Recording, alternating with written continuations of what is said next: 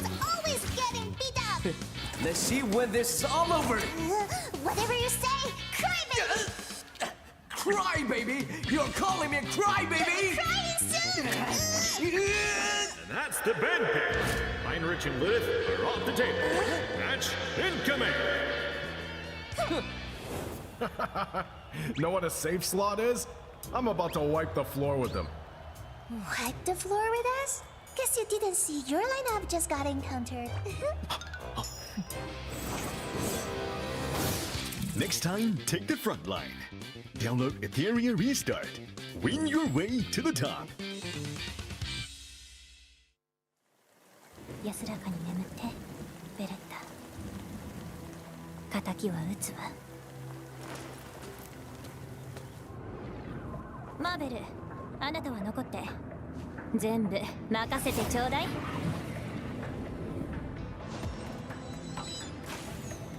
眠ってなさい。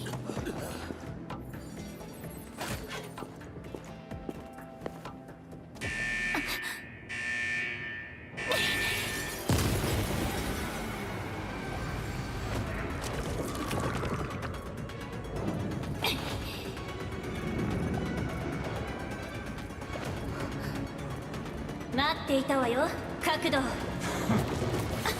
ここまでだ、ヨレ。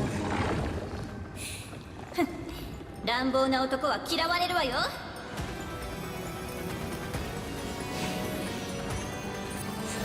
あなたの茶番はこれで終わり。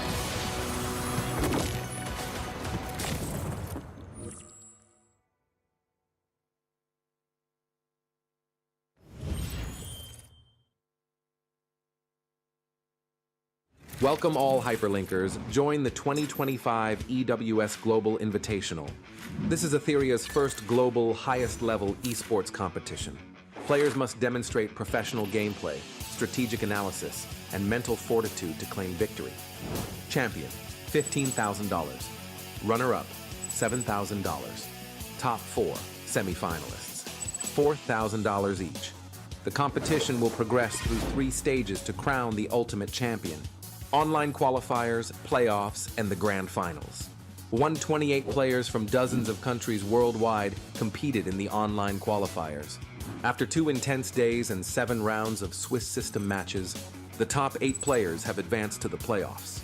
The playoffs and grand finals will be held offline in Shanghai, China on July 19th through 20th.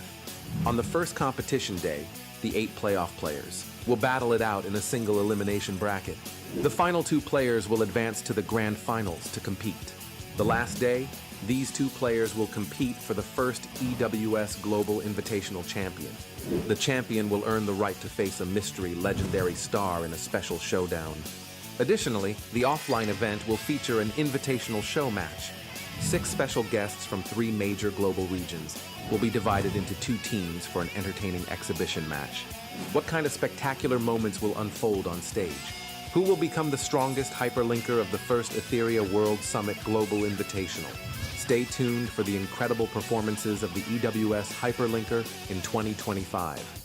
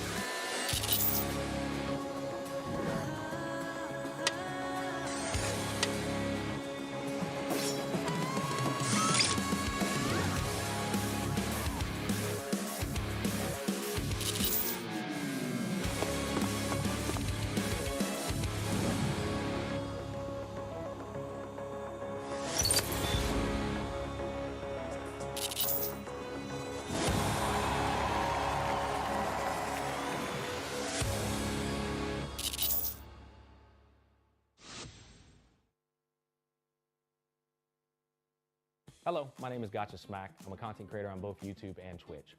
Hi, I'm Shizo from the Netherlands, also content creator on both YouTube and Twitch.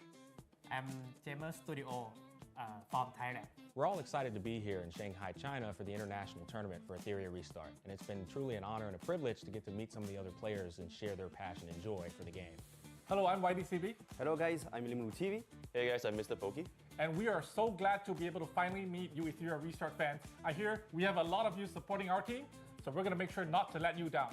ก็ชอบทีมเร็วนะแต่ว่าเกมนี้เนี่ยก็จะมีทีมหลายแบบมากนะครับทีมเร็วเนี่ยผมชอบเพราะว่ามันค่อนข้างจะจบได้เร็วเคลียร์แมตช์ได้เร็วไฟนอลได้ค่อนข้างเร็วนะครับแต่พอปลายเกมแล้วเนี่ยผมก็จะชอบทีมถึกแหละเพราะว่าก็ตามเมตากรรมตามกลยุทธ์ของเกมนะครับผมประมาณนี้ 100% Gamba player. That's the whole point of playing gacha games, right? It's the thrill of gambling and winning, right? Take a risk and win. That is the best feeling ever. Well, to be honest, in fitness, it's a test of courage, strength, and perseverance. I look forward to seeing these attributes in my competitors, in particular, Mr. Pokey. I think one of the favorite scores I've been trying is in PvP is Revelation. So I basically use Revelation for all of my supports. So when they ban away the Mio or the Lilies, if I go for Revelation on Freya, on Kazuyo, I do so much damage. Even the enemy run blood buff, they just lose damage chance. So the strategy of animus that I like to use are mostly swift rush based, so very fast units outspeeding the enemy. But I also love to use Borg because Borg gives me that immunity. And immunity gives me the edge. If the opponent does outspeed me, I can still take my victory by denying all of those stuns, sleeps, or anything that could come my way. The most important things in the game, especially in RTA, so PvP, I think it's draft and the game. Like, it's 50-50. Like, the draft is so many important to just counter the opponents. Well, I've seen the lineup of the enemy team, but none of them actually seem that challenging. Maybe YCB, but the other ones, I think I definitely take them. They think they're gonna win, but they're gonna just watch us to destroy them. Get Flake and taking the win, period. All I want to say to you is luck may grace you again. I don't even remember who we're playing against because these are nobody, so we could take the win anyways. I was supposed to trash out them, but I just think that it's just gonna be a joke of a fiesta, so yep. I look forward to playing Mr. Pokey in this tournament, but after I'm done with him, his name will be Mr. Choke.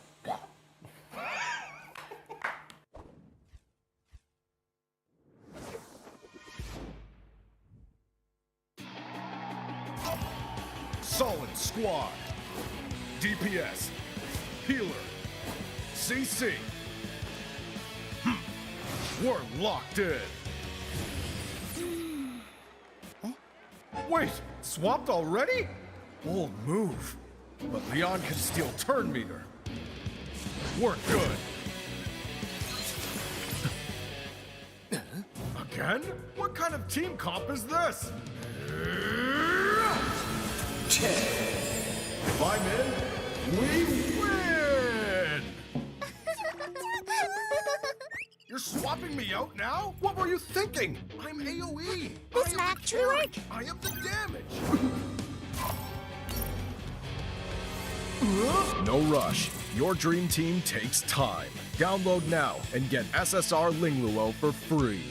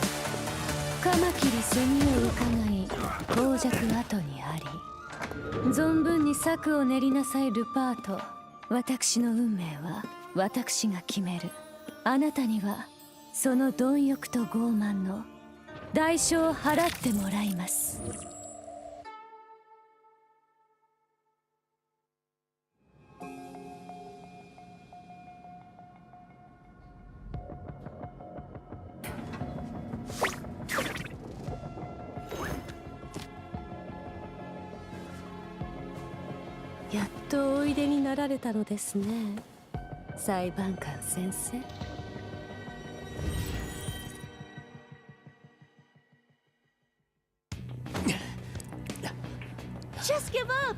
Save your words. I'm not letting her go. She'll never make you happy. No! Every second with her was pure joy. You wouldn't get it. Look at you. Pathetic. Go! Show me what you're made of. Finish this!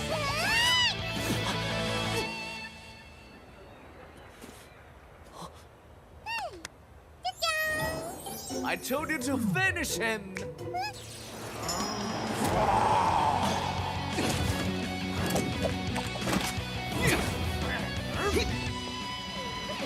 Hey, it's okay. You'll find someone who's Knew I could count on you. There was some slick work in little come. Only the perfect shell can complete your bond. Download Ethereal Restart. Your shell is waiting. 夢は何を映すもの？予言？導き？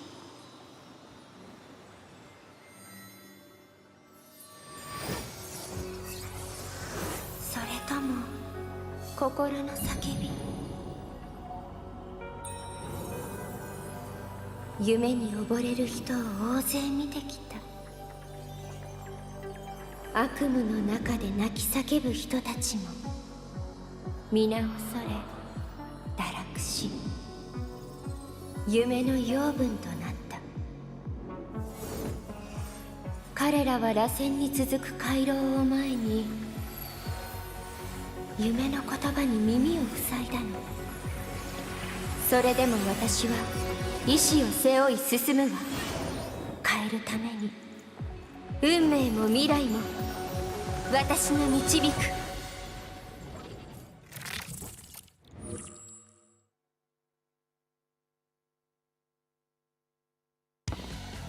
Come on, brother. No shame in losing to your sister.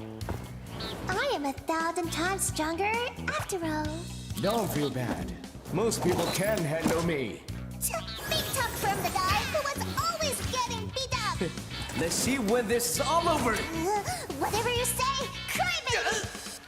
Cry baby? You're calling me a cry baby? Crying soon. And that's the band pick. Heinrich and Lilith are off the table. Match incoming. Know what a safe slot is? I'm about to wipe the floor with them. Wipe the floor with us? Guess you didn't see your lineup just got encountered. Next time, take the front line. Download Ethereal Restart. Win your way to the top. 安らかに眠ってベレッタ。敵は撃つわ。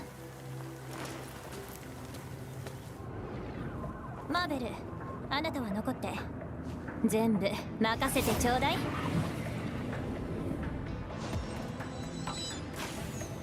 眠ってなさい。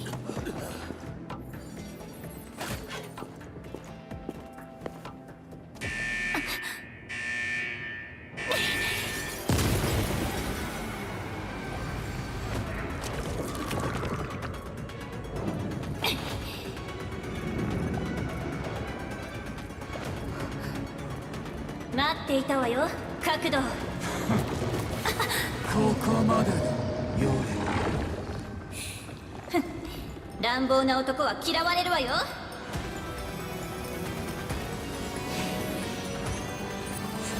あなたの茶番はこれで終わり。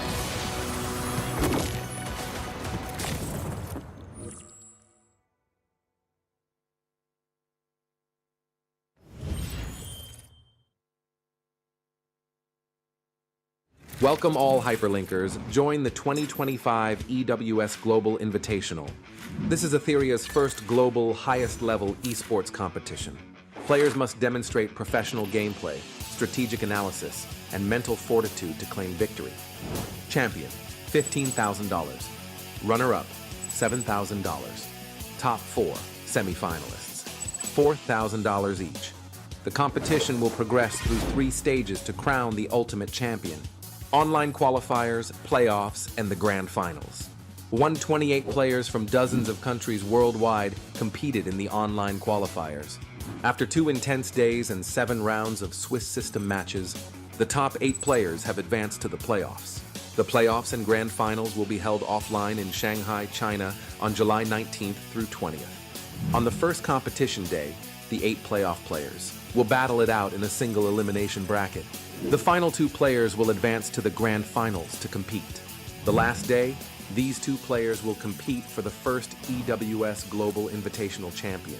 The champion will earn the right to face a mystery legendary star in a special showdown. Additionally, the offline event will feature an invitational show match. 6 special guests from 3 major global regions will be divided into 2 teams for an entertaining exhibition match. What kind of spectacular moments will unfold on stage? Who will become the strongest hyperlinker of the first Etheria World Summit Global Invitational? Stay tuned for the incredible performances of the EWS Hyperlinker in 2025.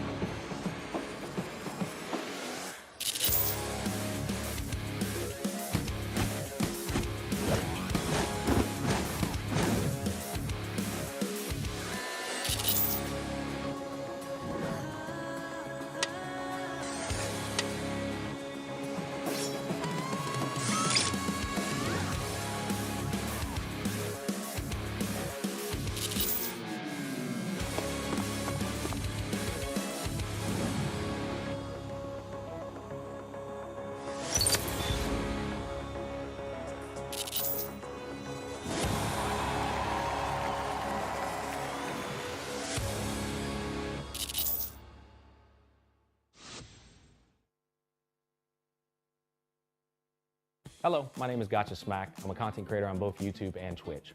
Hi, I'm Felicidades from the Netherlands, also content creator on both YouTube and Twitch. I'm Jamer Studio from Thailand. We're all excited to be here in Shanghai, China for the international tournament for Etheria Restart. And it's been truly an honor and a privilege to get to meet some of the other players and share their passion and joy for the game. Hello, I'm YDCB. Hello guys, I'm Limulu TV. Hey guys, I'm Mr. Pokey. And we are so glad to be able to finally meet you Etheria Restart fans. I hear we have a lot of you supporting our team, so we're going to make sure not to let you down. ก็ชอบทีมเร็วนะแต่ว่าเกมนี้เนี่ยก็จะมีทีมหลายแบบมากนะครับทีมเร็วเนี่ยผมชอบเพราะว่ามันค่อนข้างจะจบได้เร็วเคลียร์แมตช์ได้เร็วไฟนอลได้ค่อนข้างเร็วนะครับแต่ตอนปลายเกมแล้วเนี่ยผมก็จะชอบทีมถึกแหละเพราะว่าก็ตามเมตากรรมตามกลยุทธ์ของเกมนะครับผมประมาณนี้ 100% Gamba player. That's the whole point of playing gacha games, right? It's the thrill of gambling and winning, right? Take a risk and win. That is the best feeling ever. Well, to be honest, in fitness, it's a test of courage, strength, and perseverance. I look forward to seeing these attributes in my competitors, in particular, Mr. Pokey. I think one of the favorite scores I've been trying is in PvP is Revelation. So I basically use Revelation for all of my supports.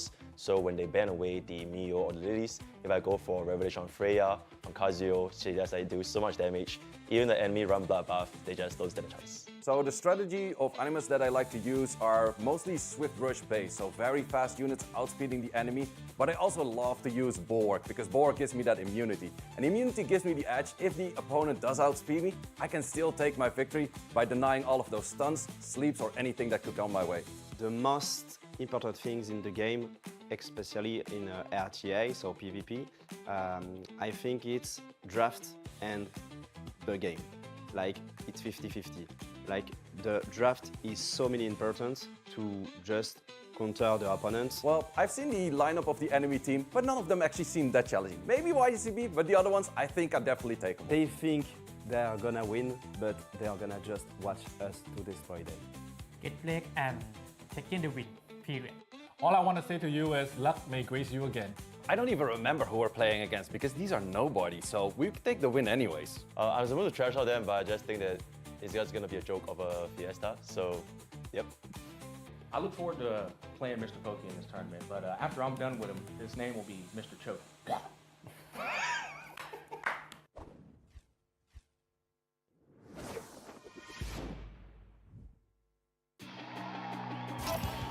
Solid squad. DPS. Healer. CC. We're locked in. Wait, swapped already? Bold move. But Leon can still turn meter. We're good.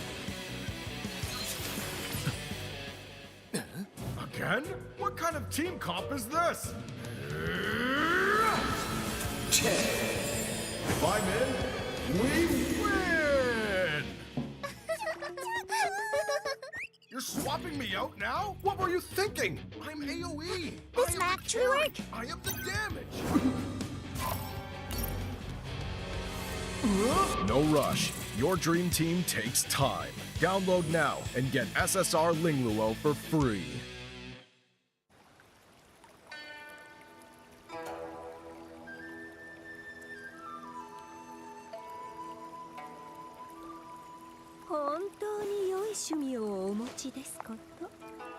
深海タワーに行かずこんなところで関東だなんて。もう深海グループはルパートの手中に落ちたわ。あなた今の自分の境遇を分かってる？ええ、ご心配には及びません。私にも考えがあります。奴を捕らえろ！決してあそこに近づけさせるな！あなた方だけでですか？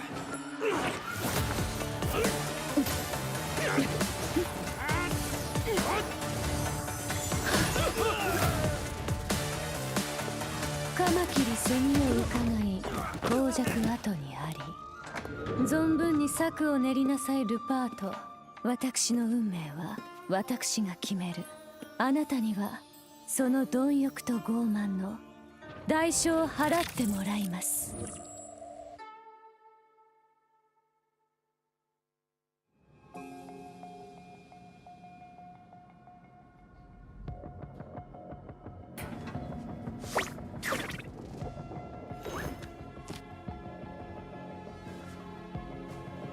やっとおいでになられたのですね、裁判官先生。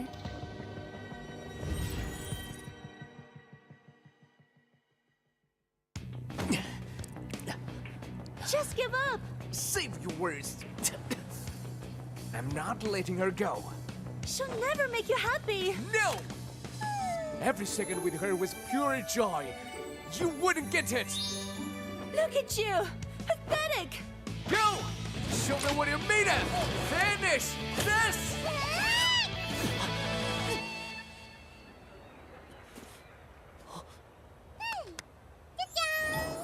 I told you to finish him!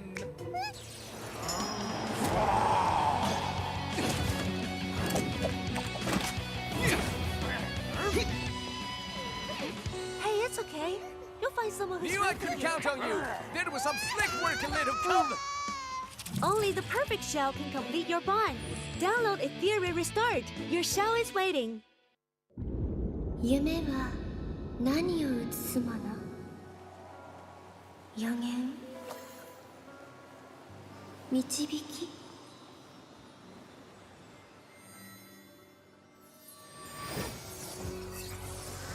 それとも心の叫び？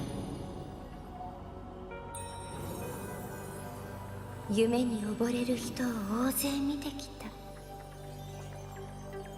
悪夢の中で泣き叫ぶ人たちも皆恐れ堕落し、夢の養分となった。彼らは螺旋に続く回廊を前に夢の言葉に耳を塞いだの。それでも私は意志を背負い進むわ。変えるために運命も未来も私が導く。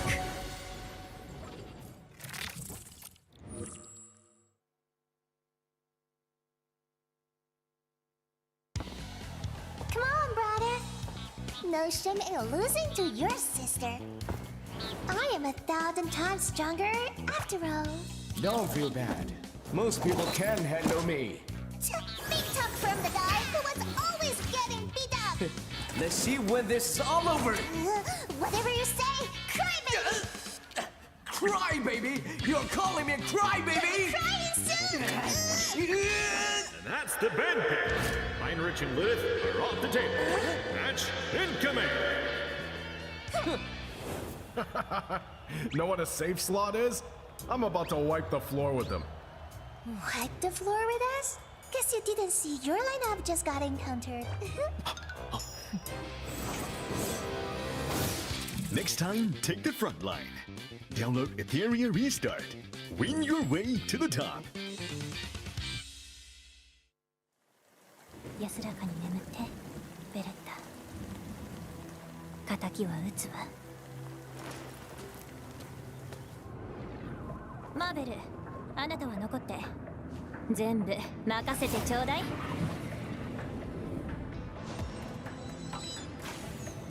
眠ってなさい。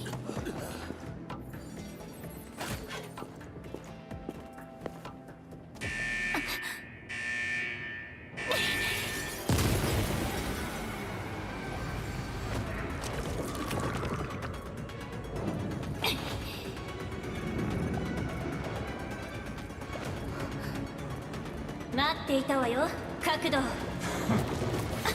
ここまでだ、ヨレ。乱暴な男は嫌われるわよ。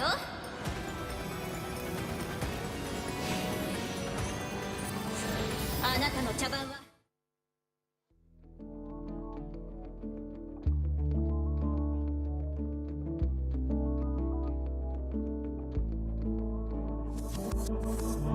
Nothing's ever what it seems as I was left alone to bleed, reaching for anyone or anything. I pulled myself from the dark, lonely in the dead of night. Fear became a friend of mine that I grabbed tight and tamed, a beast inside of my head. Something led me out, a very glimpse of what was soon to be the final piece of all my fantasies. Everything I ever dreamed on the horizon now, taking hold of insecurities. The strength I knew I had inside would be my savior now. Even if I fall, this could never be the end of me. As I crawl away back to my feet, bracing for the storm that tried to chase me down, like a phoenix rising from the born to fly again. Thought I was left for dead, but I was born to fly again. Thought I was left for dead, but I was born to fight again. Thought I was left for dead, but I was born to fly again.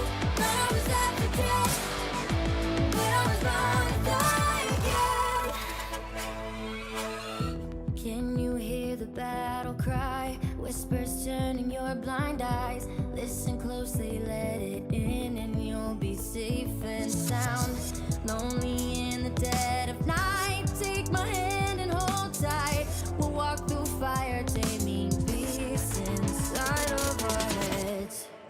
Something led me out, a very glimpse of what was soon to be the final piece of all my fantasies. Everything I ever dreamed on the horizon now, taking hold of insecurities. The strength I knew I had inside would be my savior now. Even if I fall, this could never be the end of me. As I crawl away back to my feet, bracing for the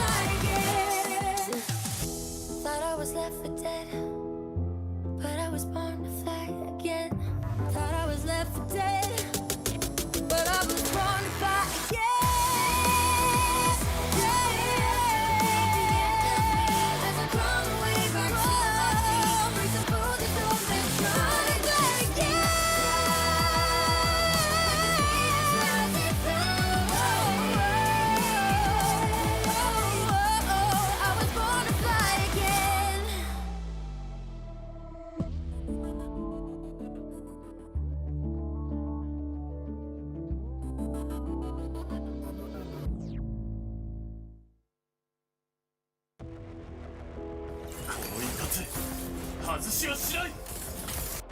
均衡の名のもと裁きを下す。裁きを受けるがいい。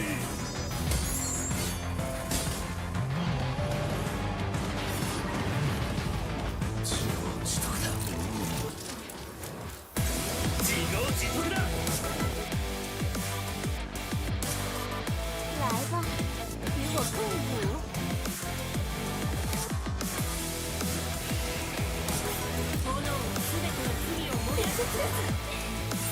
今こそ夢立ちの時よ。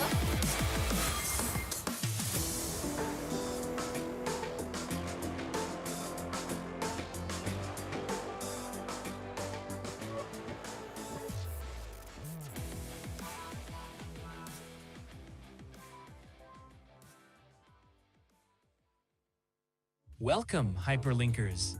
After dominating the Swiss rounds, 8 elite hyperlinkers stand ready to clash. Let the ultimate battle begin. Right now, bring them to the stage under the glow.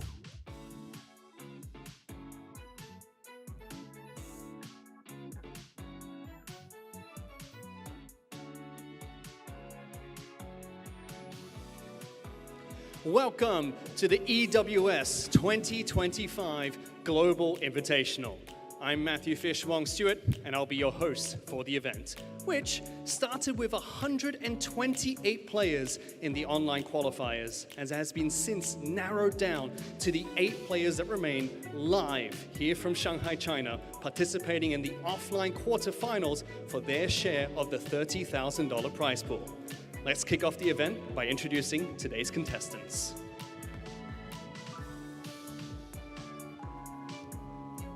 Starting off with Mujin.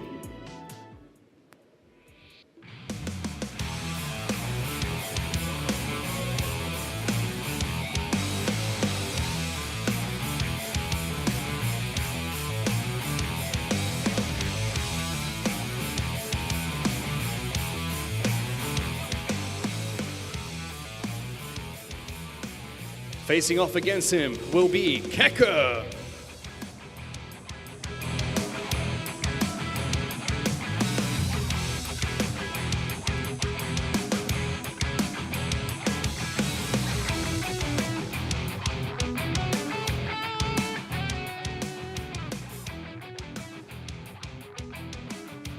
Second match of the day, starting off, is going to be DePaul.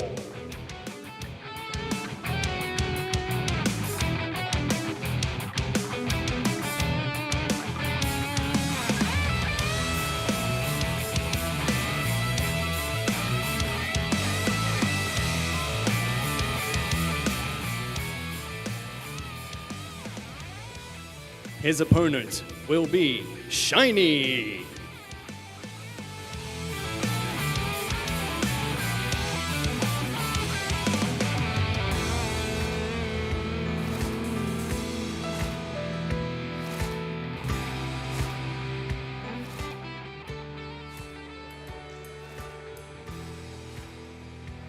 In our third match, starting off, will be Yongyo.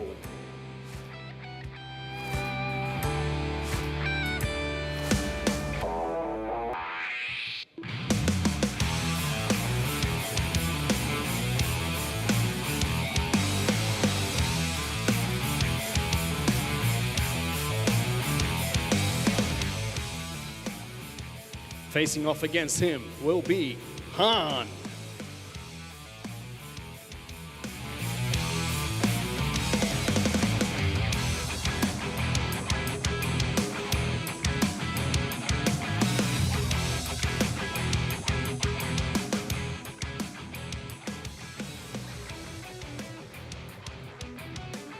And for our final match of the day, starting off will be Sarun.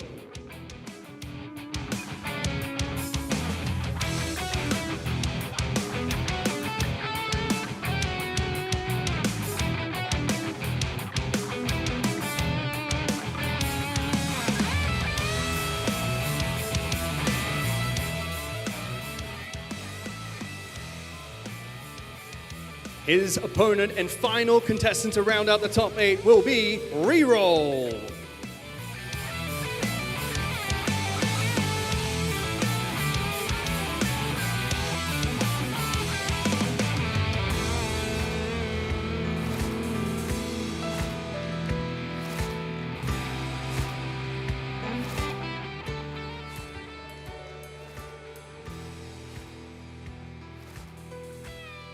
These are the 8 players that made it all the way here to Shanghai for the final 2 days of competition.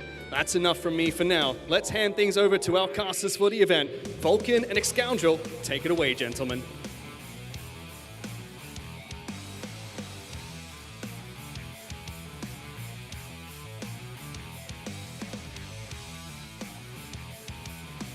Welcome everybody to the casting desk here at the EWS Global Invitational 2025. I'm Excoundrel, joined by Vulcan on the caster desk for the first time ever. Mate, before we dive into this, how are you feeling? Tournaments. We've seen a lot of different strategies, but we have had some time for them to develop their strategies more. We've seen 2 clear play styles develop, and I'm looking forward to seeing if anyone has something spicy that we haven't seen before to counter each other. Yeah, I mean, we were talking a lot before this jumped into sort of the full run of things about the types of strategies that players are bringing. Give us a flavor of like the general meta that we're going to see here. In general, what we're expecting and what we saw a lot through the online qualifiers was turn 1 players, which are playing heavy revelation, trying to just destroy their enemy before they get a turn. And then we got the turn 2 players going more of the bloodbath type route, especially now they've had time to farm up some lighthouse shells, which can help mitigate that, get the healing, get the advancement. So we're looking at 2 very distinct play styles, and it just so happens that the way this draw has gone, our first 4 matches are going to be what we're expecting to be turn 1 players versus turn 2 players, which means every player is going to sort of get to play their play style, and now it's about how do you pick and ban to try and stop your opponent countering your play. And we're going to dive into like in-depth meta discussion when we get to those games. But right now, let's take a look at the players that we have here. They just got introduced on stage.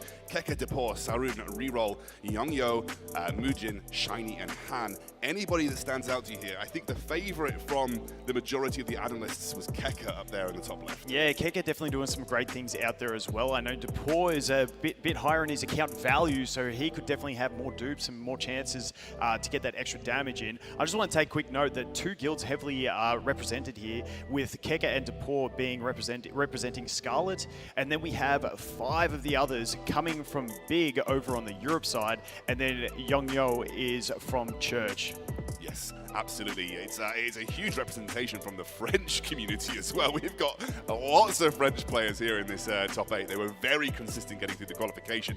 Now looking at the tournament format, we're over 2 days. Today you are going to be seeing the quarterfinals and the semi-finals, both best of 3s. Then we're going to be heading into tomorrow where we have the grand finals between the last 2 players standing, a best of 5 match for $15,000 Lions share of that prize pot. But if you make it to the semis, you're guaranteed 4,000, and that second place, the runner-up, gets 7,000. So lots of money on the line here at the EWS 2025 Global Invitational. Definitely, and it's great to see these guys have been really good behind the scenes. Everyone is friends, but at the end of the day, it is a competition, so they're going to be pushing for it. Exactly, and it's going to be really fun when we get to see those guild mates go up against each other at these latter stages of the competition too. Now, let's have a look at the bracket. Of course, first will be Kekker versus Mujin kicking things off. Then we've got Shiny versus Depor, followed by Youngyo against Han, and rounding things out with Reroll versus Saran. Now, Reroll and Saran are from the same guild, so we are going to get to see that first matchup.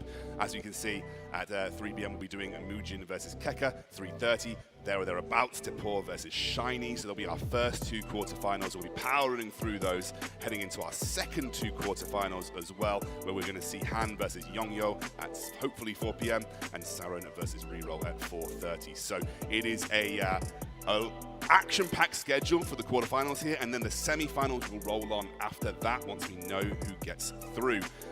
But interesting, I mean, obviously I want to link back to some of these players very quickly. Kekker coming in as kind of a tournament favorite, but I like the look of Shiny. I think Shiny's been prepping hard for this. I think he's got some good tactics up his sleeve. I mean, Kekker's been farming some aura, but Shiny looks like a stone cold killer. So I'm looking forward to see what these guys can come out. But I just think all these players, to get to the top 8, you've definitely got something up your sleeve, and you can definitely cook with the teams that you can build. Yeah, and I think you know, before we're going to go over to I think I'm going to go over to the desk now to talk to Gacha and Mr. Poke. They're over there with Matt. We're going to do a quick interview before we jump into these matches. So Matt, take it away.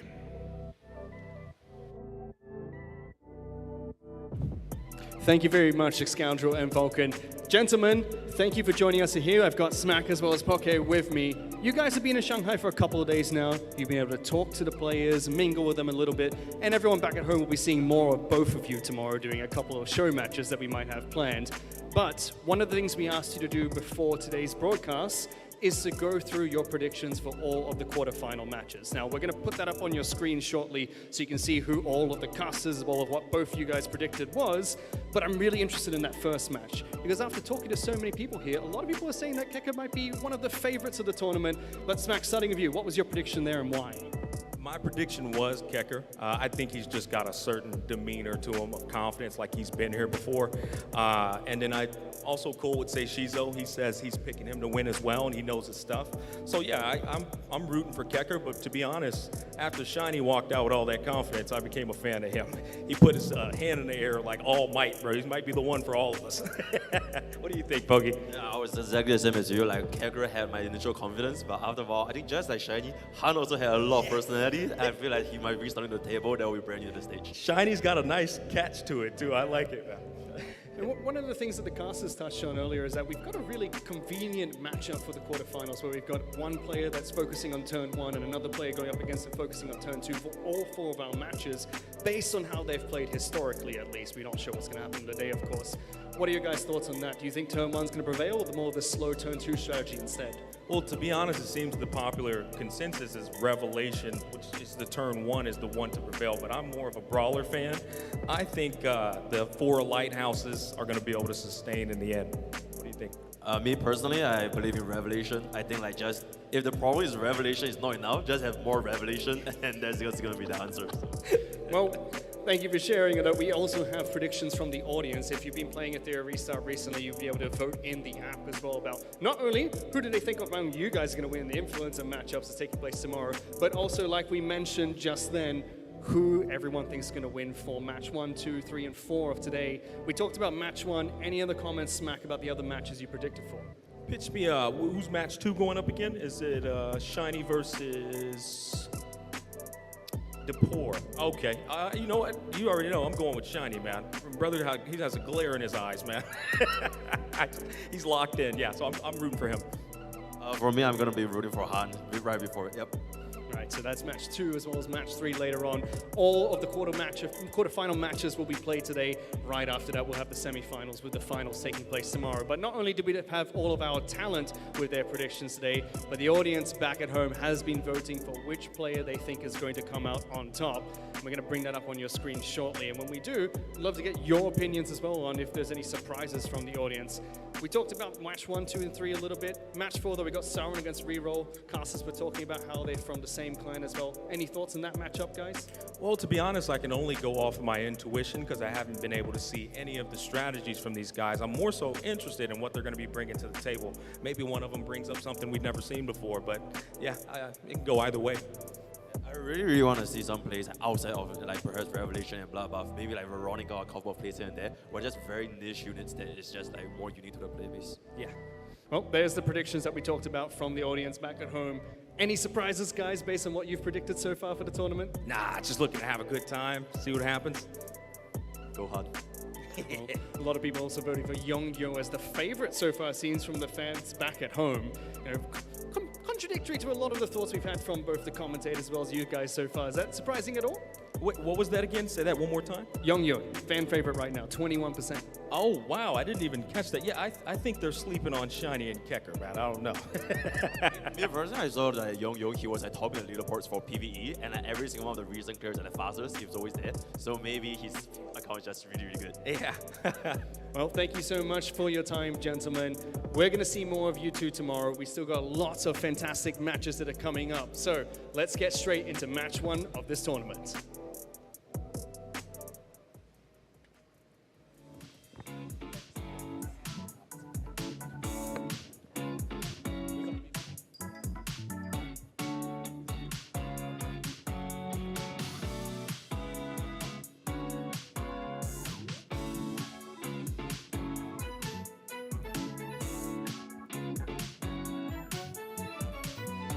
Ladies and gentlemen, the moment we have all been waiting for is finally here. We're done with the pleasantries, the introductions are over, and we are set up and ready to go.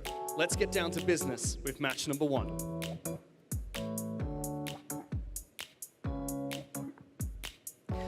kicking us off as the first player entering the tournament is going to be Mujin.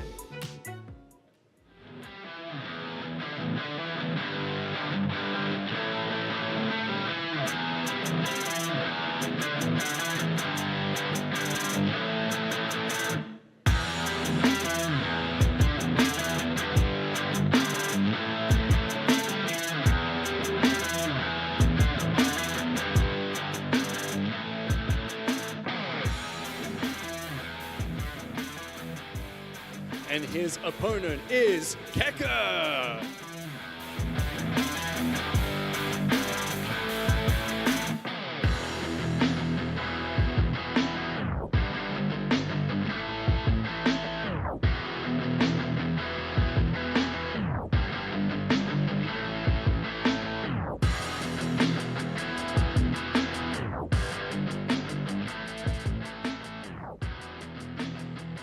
From 128 players down to 8, and you lucky gentlemen are the first 2 to play in match number 1 of today. Kekker, gonna have to start with you. You know, it's single elimination time. Feeling any pressure going into the first match, especially since you're the first to play? Definitely very nervous. First match, no info on his guy, you know. Just hope I don't get cheesed. Well, we'll have to see what happens in that first game. Mujin.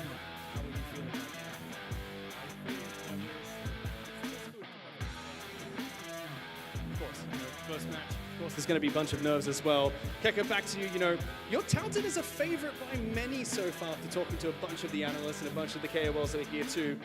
Any surprises for us, or more or less of what you're known for instead? Yeah, I cooked up something that I haven't really used much in the previous qualifier, but I hope it actually works. Well, let's see if you're able to pull it out in this first matchup that we have today, or maybe later in the tournament. Mujin, though, my last question. Going up against Kekker, are you feeling confident going into this game to get a win? Not really. I'm facing a good player and probably to win the tournament. That's very, very kind words for your opponent. Gentlemen, you may now take your seats and get ready for the first match. I wish you best of luck. Let's send it back to our casters for game number 1.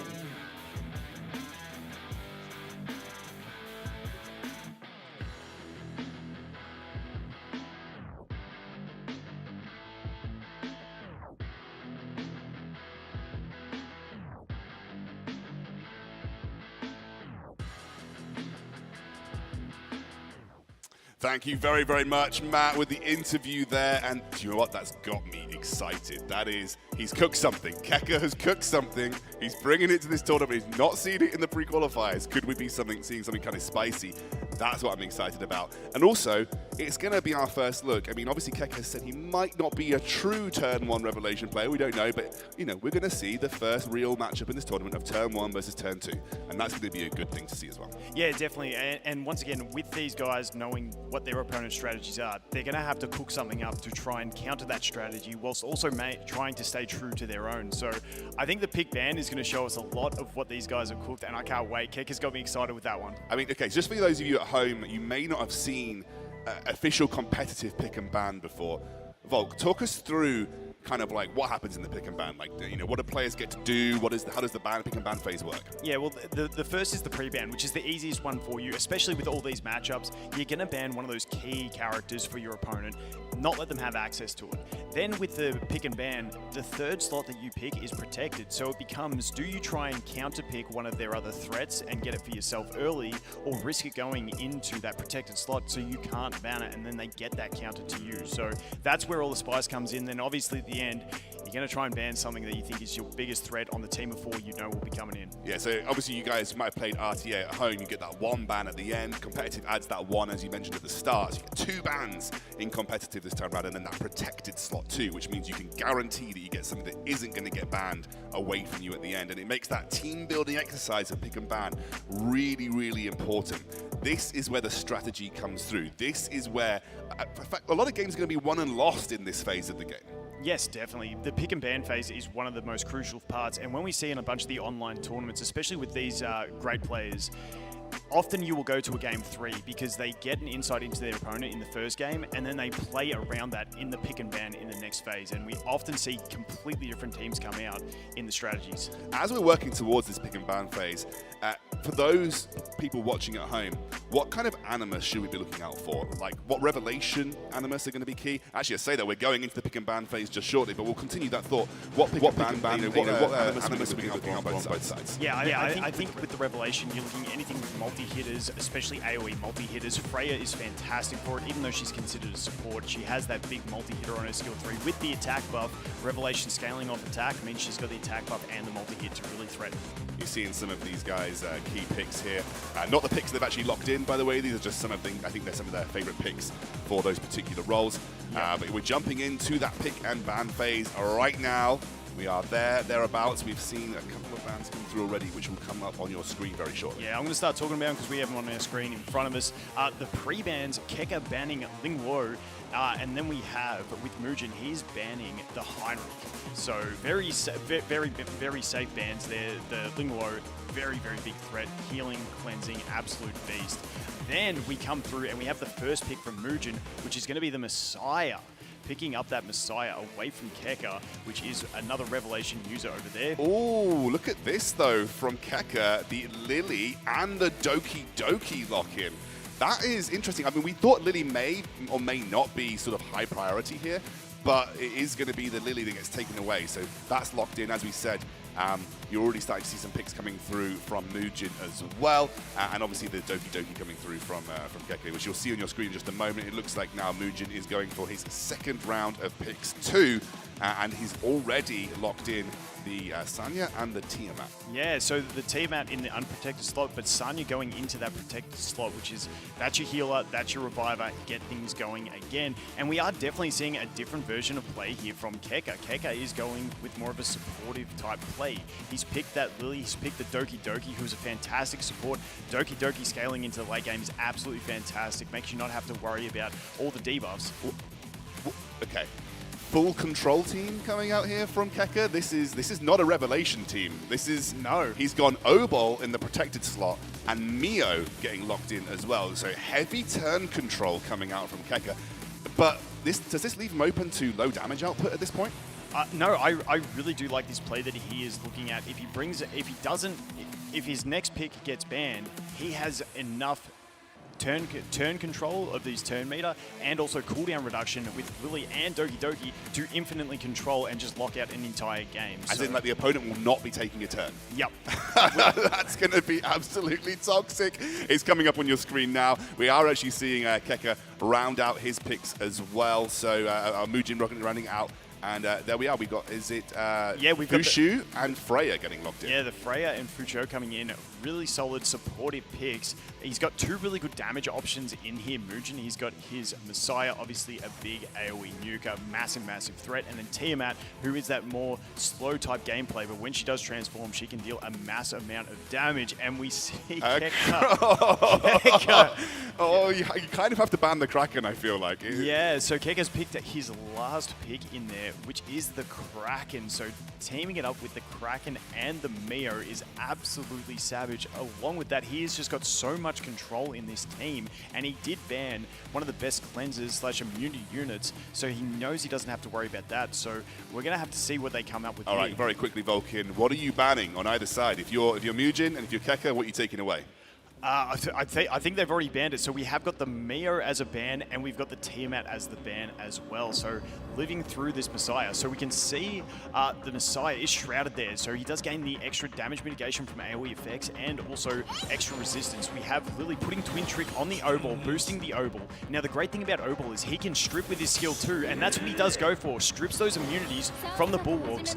We are going to get the Doki Doki to advance. Now unfortunately for him, his Kraken is just a little bit slow as well, so Kraken is not going to get the next turn to really affect and get that freeze out. We are going to see the Sanya. Now Sanya's probably going to opt for a basic attack here. Does go for the max HP increase. Okay, on herself to go ahead and increase that HP, give her more tankiness, give her more healing as well. We got Fushu going. And obviously it's a lower cooldown if you're not reviving someone, so hopefully maybe get that back into the play. Yep. Fushu's going to ultimate immediately. This is a decent start if you're Mujin. You're not getting immediately locked out, but here comes Kraken. Yeah, the problem is we didn't get the Freya to move before because Freya could have immuned that freeze, but unfortunately we don't get it. Now, this is the situation where does he use his skill 3 for the poisons, or does he save it so that he just uses the basic and then he uses the stun next turn? He does have the Codex, so he's already used that, taken use of that for his skill 2. Does he use the skill 2 to strip, get some more poison application? Yes. No, he goes straight for the skill 3.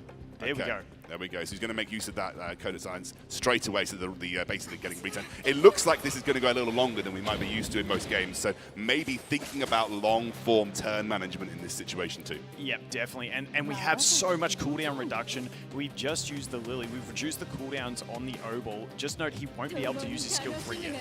And obviously, Doki Doki, for those who don't know, the longer the Doki Doki's in the fight, the quicker everyone gets, the more difficult it is to catch up. And so the more you keep Doki Doki alive and the more she keeps casting, the quicker your team is going to cycle turns and the quicker you're going to be than your opponent, and it starts to become a sort of snowball out of control. Yeah, it's no sustain versus double sustain, but if they never get a turn, it's not an issue. So that's where we're going to be able to boost the O-Ball straight back up here and use his skill 3 if we want to, but we might hold out on that. I tell you what, Volkim, we were coming in expecting Revelation versus turn 2. We've ended up with double sustain into each other. Guys, this is probably going to be a long game. We are looking at a relatively tactical match. I know we talked a little bit about picks and bans being really important, but in this type of game, turn management, skill management, shell cooldown management, all of that has to be tracked, and all of that you have to be aware of when everything's going to be. So this becomes a very tactical game. Yeah, and something else to note is that we do have the Halloween on that Kraken, meaning he is going to be cycling really fast. He has a potential 2-turn freeze on his skill 2 as well as his AoE freeze on his skill 3. And it's just a matter of, does someone slip through the cracks and get a turn? We do have the revives on the team as well for Mugen, so even if Kekker does manage to kill that Messiah, we still have the revive as a possibility from the Sanya. But you're already starting to see, watch that turn bar at the bottom. It has been ages since Mugen got to take a turn in this situation. I feel like we've had 8 or so rounds in a go. We're going to get Freya now. She will get to use her ultimate at this point. No, she's probably going to go for the skill 2. Oh, she's going for the skill 2. Get that immunity so that the Kraken cannot freeze on his next turn. And there is also the Artisan shield that came through onto the Messiah there, so he's going to have a little bit more HP in the tank there, that shield, to make sure he doesn't immediately go down. Obviously, thinking about what we're going to use here, going to just use a skill 1. Yeah, and so the great thing about Freya, it's not a straight immunity, but because Kraken only has the single hit on his, it does get to stop it. But Obol hits so many times with extra dots and extra chances to apply the stun, he can actually get through this and still stun the enemies. And he gets a full field stun with it. That is huge. And we could go, I mean, obviously you could go into full field CC here, but you might not need it because obviously they're stunned for a turn. Yeah, we're already stunned. That is, you just save that one and wait for the next one. Get the defense break on whoever you're trying to kill, and then we just keep rinsing through and waiting. Trying again, looking to focus down the Messiah. I mean, once the Messiah's gone, there is no damage on the side of Mugen. So they are really trying to just hammer in all of their single targets, their S1s. Going to get us a cooldown reset here as well. Yep, and the awkward thing is they are getting those gigabytes, they are getting the advances, so that Sanya is going to cut in between after this, and unfortunately we don't have the skill 3 ready. We are getting those dots from the strip, which is not too bad, but we are going to get a big heal coming out here. Whether she uses her skill 3, no, just the skill 1, gets the cleanse. Big heals though. That heal, it's way back up to HP. I think waiting to use that skill 3, knowing that the revive could actually be genuinely pretty impactful in the situation. A full team freeze again. This is one of those frustrating games for Mugen where you really that just was big damage out of that one too, and there goes Messiah. Messiah getting dropped there, and we have the skill 3 ready on Obol. That is a big one to have in the back pocket while your whole enemy team is already CC'd. You know you can come back to it when you need. Do you use skill 3 on Doki here and risk pushing Obol above them when you don't really need him to act yet? And no, we go ahead and we use the basic and save that up. Really clever, really clever. And that's why we talk about those tactical moves that are really, really important here. You know, reset. Obviously now we actually just undid that with the Lily S2 onto Obol and is going to go for the double stun. So obviously kind of wasting the double CC here. And obviously we know that Sanya will have that revive when she does become available again. Yeah, it was one of those ones, there was only one unfrozen enemy. Could have used the skill 2 on the Kraken and saved it on the Obol, but we do have the skill 2 from the Doki, which can reduce cooldowns. Wouldn't surprise me if we saw that. We do get the ult come out, so we just get the advancement. Our whole team was pretty high on turn gauge already, but going again, we do have the 2-turn freeze, probably going to come out on the Sanya to stop that revive coming out, and it does, and it lands as well. Yeah, Perfect. yeah. at this point, it's now just a game of lock Sanya up for as long as possible. If you keep her CC'd, try and debuff her as much as possible, and then stun her. And we did have one stun resisted there, so we did get to, and this is the big thing with this style of play. If you miss one of those controls, it does let the enemies cut in between and actually get a turn. It's not a threatening turn. She didn't have her skill 3 ready, so that is very lucky for him. And we have Doki coming back. Now we got that skill 2. We had the Codex activated as well, so we are getting a mass cooldown reduction off of that. Yeah, and we got the buff ready for Lily too. Going to use it onto Obol. He hasn't got his ultimate available, but we still do have Kraken, who has that single target stun that might have come back up. We'll have to see. Oh, the AoE is back. We got the ult back. Yeah, and that is perfect as he lands all 3 now. This is going to be really tough for Mugen to come back from, because I do think the Sanya is going to get dropped here. Look at Mugen. He is just flicking his pen around. He knows he literally can't do anything in this match. Right now, it's just Kekker essentially playing versus PvE. It's a single player game at this point for Kekker. Yeah, definitely. And that Sanya is so close. If he does get that Sanya down, if he freezes her with this one, that would be just about game. And he does land it. I don't think there's going to be too much coming back. Now, he does have 0 sustain on his team, so maybe Mugen does see a glimmer of light to go ahead and get that. But unfortunately, I don't think his damage is going to be enough to do it. We're looking maybe at the S2 to guarantee the kill on Sanya. Yeah, no, it just goes for the S1, I think. So there we go. Obviously, with the Sanya going down, there was no real way back in for Mugen, and Kekker takes the victory here. A very dominant display from Kekker with a very interesting team comp. Not Revelation, not turn 2, just pure turn meter control. Yeah, pure control, but also having all that cooldown reduction and turn meter advancing was fantastic. The one thing that I want to highlight in Kekker's team that works super well is the O-Ball. We saw him put the O-Ball into the protected slot, and you might think, why would that SR character go in the protected slot? The great thing that he has, when he brought the Mia and the Kraken, he has 2 other control units. Now, the skill 2, even though the O-Ball is a control unit with his skill 3, that skill 2 is also a buff removal. So he can strip those immunities from the bulwarks, and then you can go straight into the control with either one of those other control units that gets through. Absolutely fantastic play. It was a beautiful team comp. I mean, literally you could see Mugen had basically resigned about 2 minutes into the match, knew there was no way for him to take turns. The cooldown management of all of the very important, like Kraken, O-Ball, meant they could chain their CCs together, ensure the opponent wasn't taking any moves whatsoever. And if you're now Mugen in this situation, are you banning O-Ball? Because I think O-Ball was the most impactful there. So, like, you banning O-Ball to kind of prevent that competition coming through? Yeah, I think O-Ball's been getting a bit more spotlight. Maybe he has one built and he can pick it, because O-Ball's just a versatile unit, stuns, buff removal, really fantastic. I think maybe you even try and counterpick one of those control units. Yeah, we are going into the next game of this best of 3 here, waiting for the pre-bans to come through. This is where we see the adaptation. It's going to be, they're running it back. It's Heinrich, and also the Ling Luo ban again from Kekker. Yeah, we're looking at it on the screen. It's not coming up for us yet either. No, but while we're talking about it, I do think a good thing for Mugen could possibly be even picking up that Lily. Most people have a Lily built. If people have Doki, most people have that Doki built as well, which they can go ahead and pick up as well. But like you said, we are seeing the Ling Luo and the Heinrich ban at the start there, and we will wait and see how they go through these picks. But I think that is a really good strategy from Kekker. I don't know if he still has some Revelation plays in the back pocket, but we do see that from Mugen, and this is what I spoke about earlier. These guys are really good at counter-picking their opponents. So Mugen going ahead and picking up the Doki straight away, and then Kekker wasting no time picking up the Lily and the Mio, 2 of his core units from before.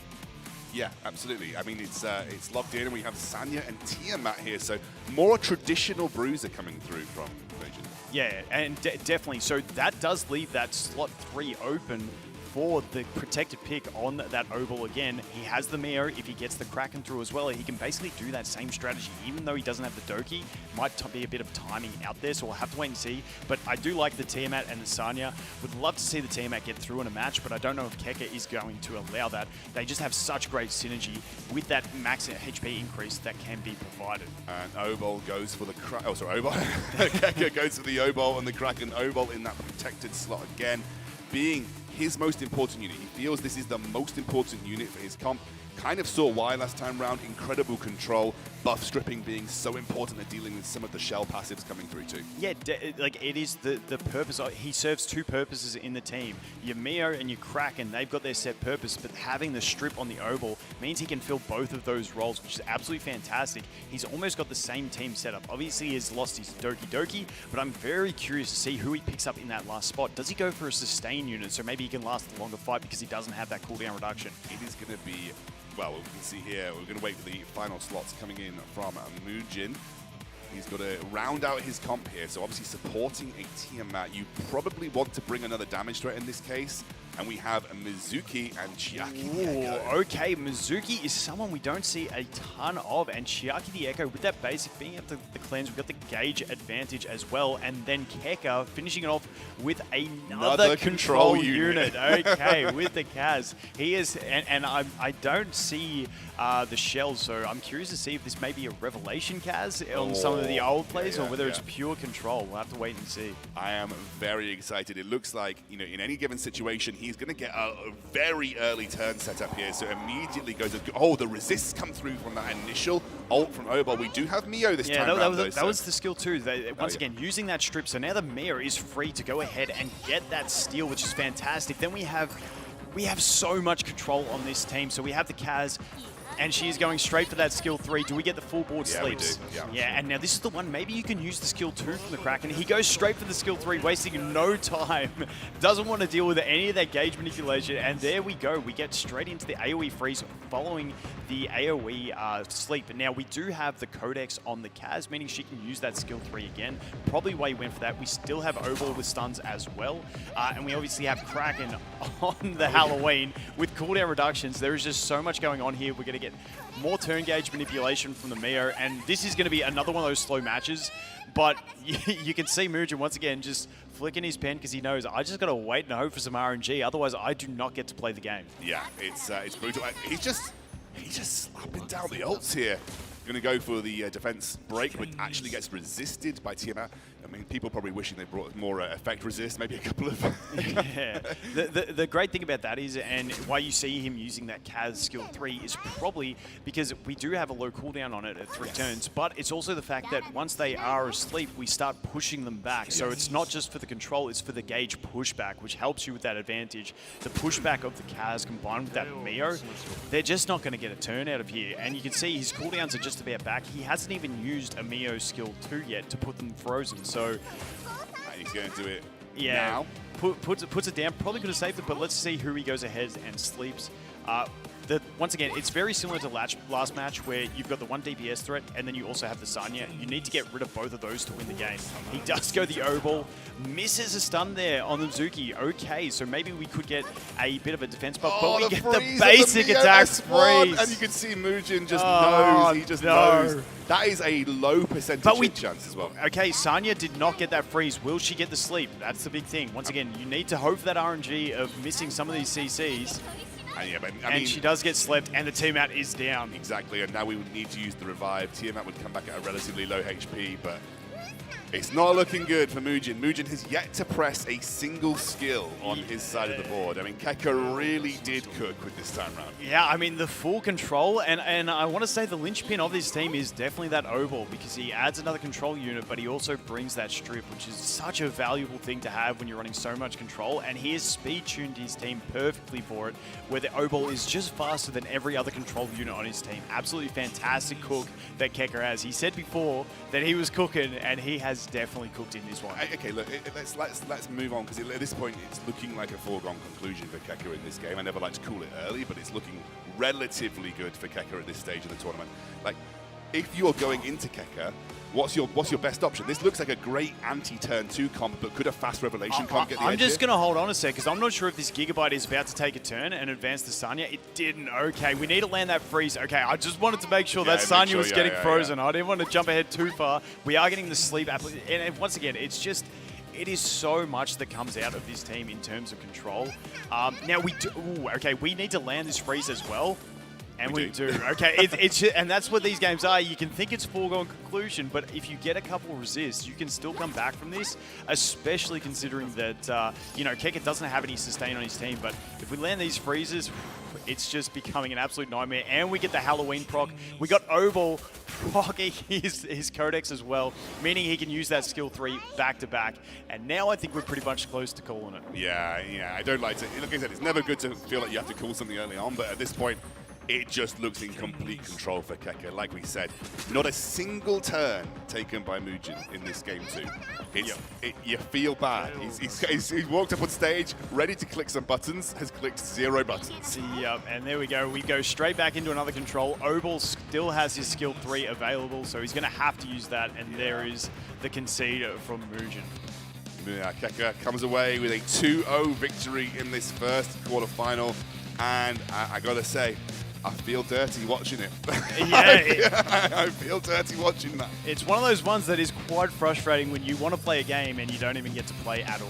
I mean, but he cooked, and that is the majority of the battle in Etheria. It's that theory crafting. It's that getting your mind in the game, understanding, reading the meta, getting ahead of the step, and that was incredible to see from Kekker. I know even from a viewer's perspective, it may be like, oh, that's quite frustrating to watch because you know how awful it is to play against. But from a theory crafting perspective, that is impressive gameplay. That, he walked into that. You reflect back on that game. He walked into that at like 100%, like 99% guaranteed to take the win in that. And when you're in an end stage single elimination competitive format, that's where you want to be as a competitor, right? Yeah, the one thing I'm really curious to see if Kekker does actually match up against one of those fast Revelation players, whether if he has the speed to actually outspeed them or whether he just gets cleaned up, because that was a great strategy against the turn 2 players, but not so much against those fast Revelation. I mentioned it in game, right? It seems like a great strategy versus the slower, less speed-oriented turn 2 teams, but we know that Young Yo's got like 300 speed Revelation players in his team. If you're Kekker, do you have enough speed? Because if you can't outspeed a Revelation, you really don't have much backup or much sustain. You're clearly building effect accuracy on all of your main stats on your modules.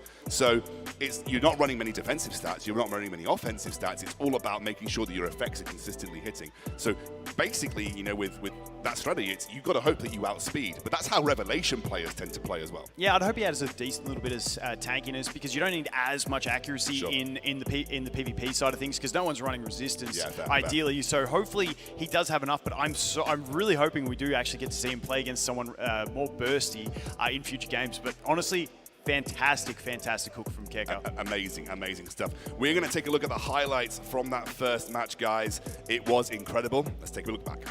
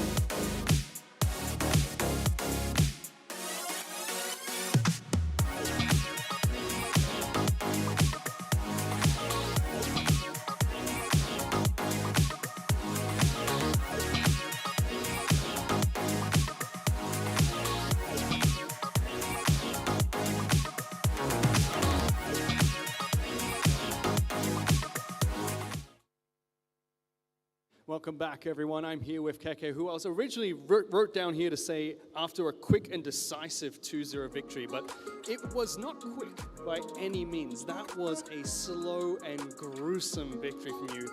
Firstly, before we go into that strategy, I want to talk a little bit about the win there, because you were on stage earlier saying, a little bit nervous. It's offline finals now. You've got a win under your belt. You're feeling a little bit less nervous now, a bit more confident after that win? A lot more relieved. Like the first game, not having info, now next few matches I get to watch my opponents play, so I'll feel better going to the next few games. That's fantastic. But I do want to talk about that strategy because that was just pure control. We were going to talk about specific picks, but I think we have to talk about it as a whole. Run me through it. Was this what you were saying on stage that you were cooking up before this match? Yeah, absolutely. Going into the qualifiers, I played pretty much like purely cleave and revelation, and I think recently like people got a lot of bloodbath, lighthouses, and I think like they can also steal my unit sometimes. Like as you can see, he took Messiah first pick, trying to take away from my cleave. So my friend actually never lucky. He cooked up some control units and he tried it out, and I started following and tried it out in arena, AI arena, and then it worked. So I'm like, okay, you know what? I'm going to use this against people who run lighthouses. Yeah, I think the casters said it better. At one point, it looked like you were playing a single-player game, and that's kind of what the match felt like. But now that you've won, you're going to the semi-finals. You're going to go up against either Depor or Shiny next. Do you have a particular opponent you want to face off, and why against them?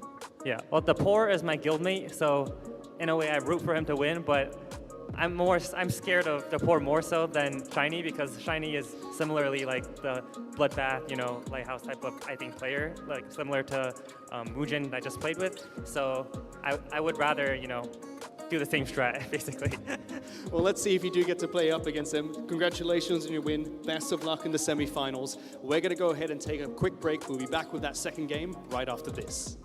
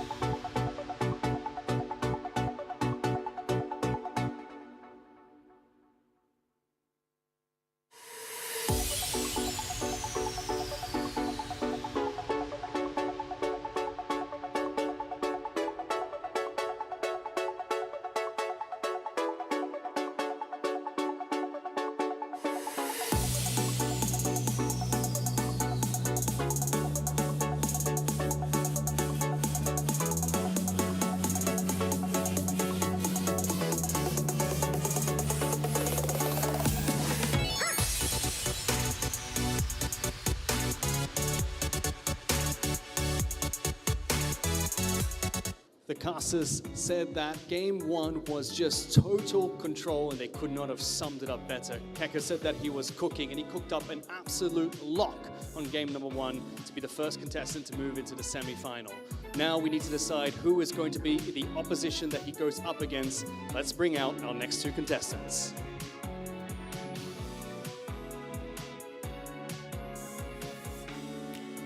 First up is DePaul.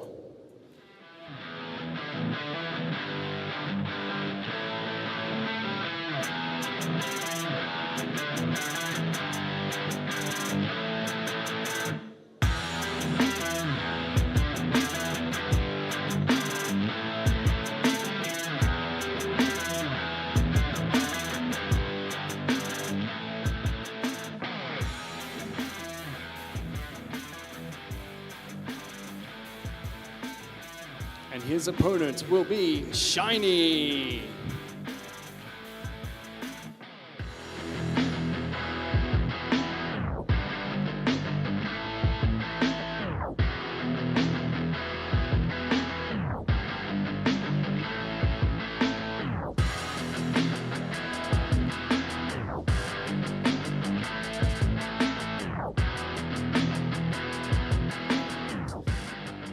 Gentlemen, you were able to watch that first game from backstage, but now it's time for both of you to take the stage. DePaul, I'm going to start with you.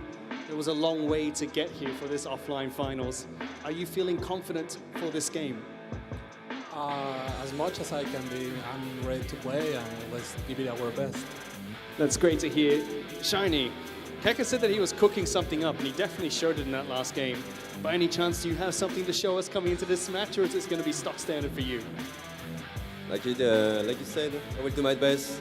It's one of the biggest whales on this tournament. Maybe today the fish will hit the big whale.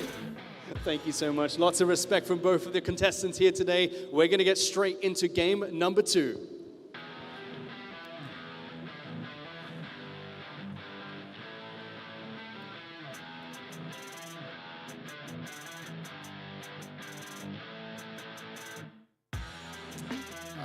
Welcome back to the casting desk here with Volcanomic Scoundrel. We're jumping into the second quarterfinal here. DePaul versus Shiny. I love that from Shiny, by the way.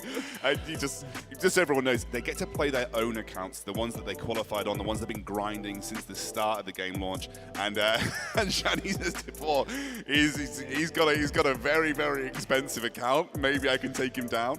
But it's cool stuff, and I think, I'm excited about this game. Whether we see something similar, I don't know. I'd love to see what these guys have been cooking, though. We may get a bit more of a standard meta play coming up this time around. Yeah, definitely. Expecting DePaul to be playing more of that aggressive type of play, and then Shiny to be playing more of the, defensive type play. But, dude, I love that call from Shiny. These two guys behind the stage. You got DePaul, who's the guy who cannot stop smiling, and Shiny has got that just stone cold killer vibe about him. I am looking forward to this match. Shiny is, we call him the silent assassin. He's absolutely stone-faced. Could, fool anyone. The nerves are not there for that man. He's stone cold. But yeah, we're gonna be jumping into this one. I'm really excited though. I mean, even though that Kekker comp was a tough watch sometimes for you, especially if you're on Mujin's side. He just basically stood there watching the game happen. I'm interested to see where else we're going to go with this. I know that Mr. Pocket right at the start said, I'm kind of excited to see what guys are thinking outside the box. Like, what are they bringing that isn't just in that standard? Well, we've already seen it. Kekker's already brought something a little out of the box. Are we going to see more of that going into this second quarterfinal? Yeah, I don't know what to expect from this one, but I definitely think that, Kekker had the same feeling that I anticipated, was that he would rather play against those turn 2 players. Yeah. So, because he doesn't have the counter for that. But having said that, these guys have built up pretty stacked accounts, and I wouldn't be surprised if he had other strategies that he could also bring out if he wanted to. But the great thing for him is now he gets to sit back and watch this game and really study, whereas these guys watching his game, they're trying to pay attention, but they're also focused on their first match. They've got to win their game first, right? They've got to win.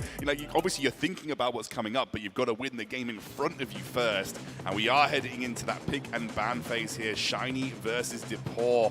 And like you said, Shiny traditionally a bit more of a turn 2 bruiser player. You can see the likes of Viper that he likes to play. He's got the Rahul there, he's got the Holden, and obviously Depor, a little bit more standard in terms of his revelation. The Yelly is in there, the Lily's in there. These are just the types of picks that they like to pick up in their comps, not what they're drafting, of course. We are now heading into that draft phase. Shiny with the pre-ban of Heinrich, and it looks like the pre-ban of Depor, I just missed it. We'll have to bring it back up again in a moment. Linglu, I think. Yeah, it'll come up in a second, but definitely keen to see what these guys have got to offer and whether they do play that standard format that we are expecting them to see, or if they do cook something. Are they going to try and counterpick because they do know the way each other plays? So yeah, we are waiting to see the pick and bans come through. We can say that the pre-bans were Heinrich and Linglo, so it seems like a pretty standard set of pre-bans across all of our competitors so far. Linglo offering immunity, lots of sustain, lots of buff extensions. Heinrich, a very, very powerful critical strike increaser, buff stripper, also provides wound as well, which is very good against the healing comps. So both of those off. Holden getting locked in immediately for Depor here. So Holden also a buff stripper. Pretty good at it. If any of you guys are Terramaton Inferno grinders, you'll know that Holden's one of the best for that buff strip at the start. yeah, definitely interesting there. So definitely, I think we're going to see them playing different strategies than what they did through qualifications. So that's a very interesting first pick that we have coming out of Depor.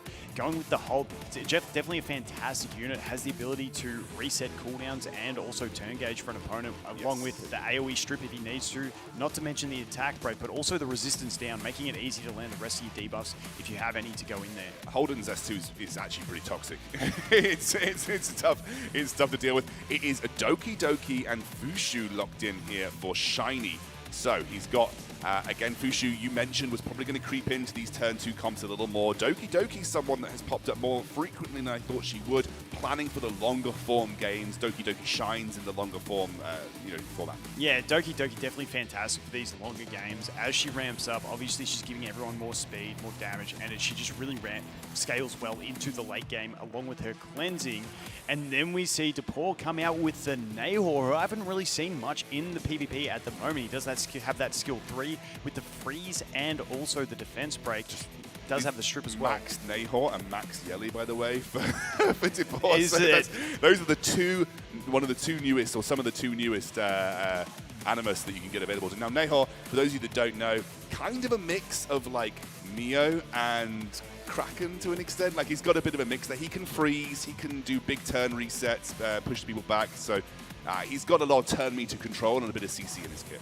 Not as much as turn meter. He's got the strip and he's got the freeze with the Death Shred, which is the big thing. But the Yelly in that protected pick is really, really nice. And we see a really surprise pick here from Shiny with Rin. Now, those that don't know what Rin does, she has shields, she has defense buffs, she has attacks breaks for the opponent. So she is going to be very interesting to see, along with the taunt. So also bringing some control value and then popping in that Rahu. Now, the one that's got me is Rin going into that protected pick is a very interesting one because I thought she could have been safe because not many people are expecting a Rin to pop up and wouldn't be looking to ban that. But we do have the Rahu, obviously another character that scales amazingly well into that late game due to his scaling defense that really pushes hard. So we have the locked in Rin on the side of Shiny, Yelly for Depor, and then Depor finishing it off with a Lily and Tsukiyomi. So he's got two really fast boosters, and then that Yelly, who is a massive, massive damage dealer.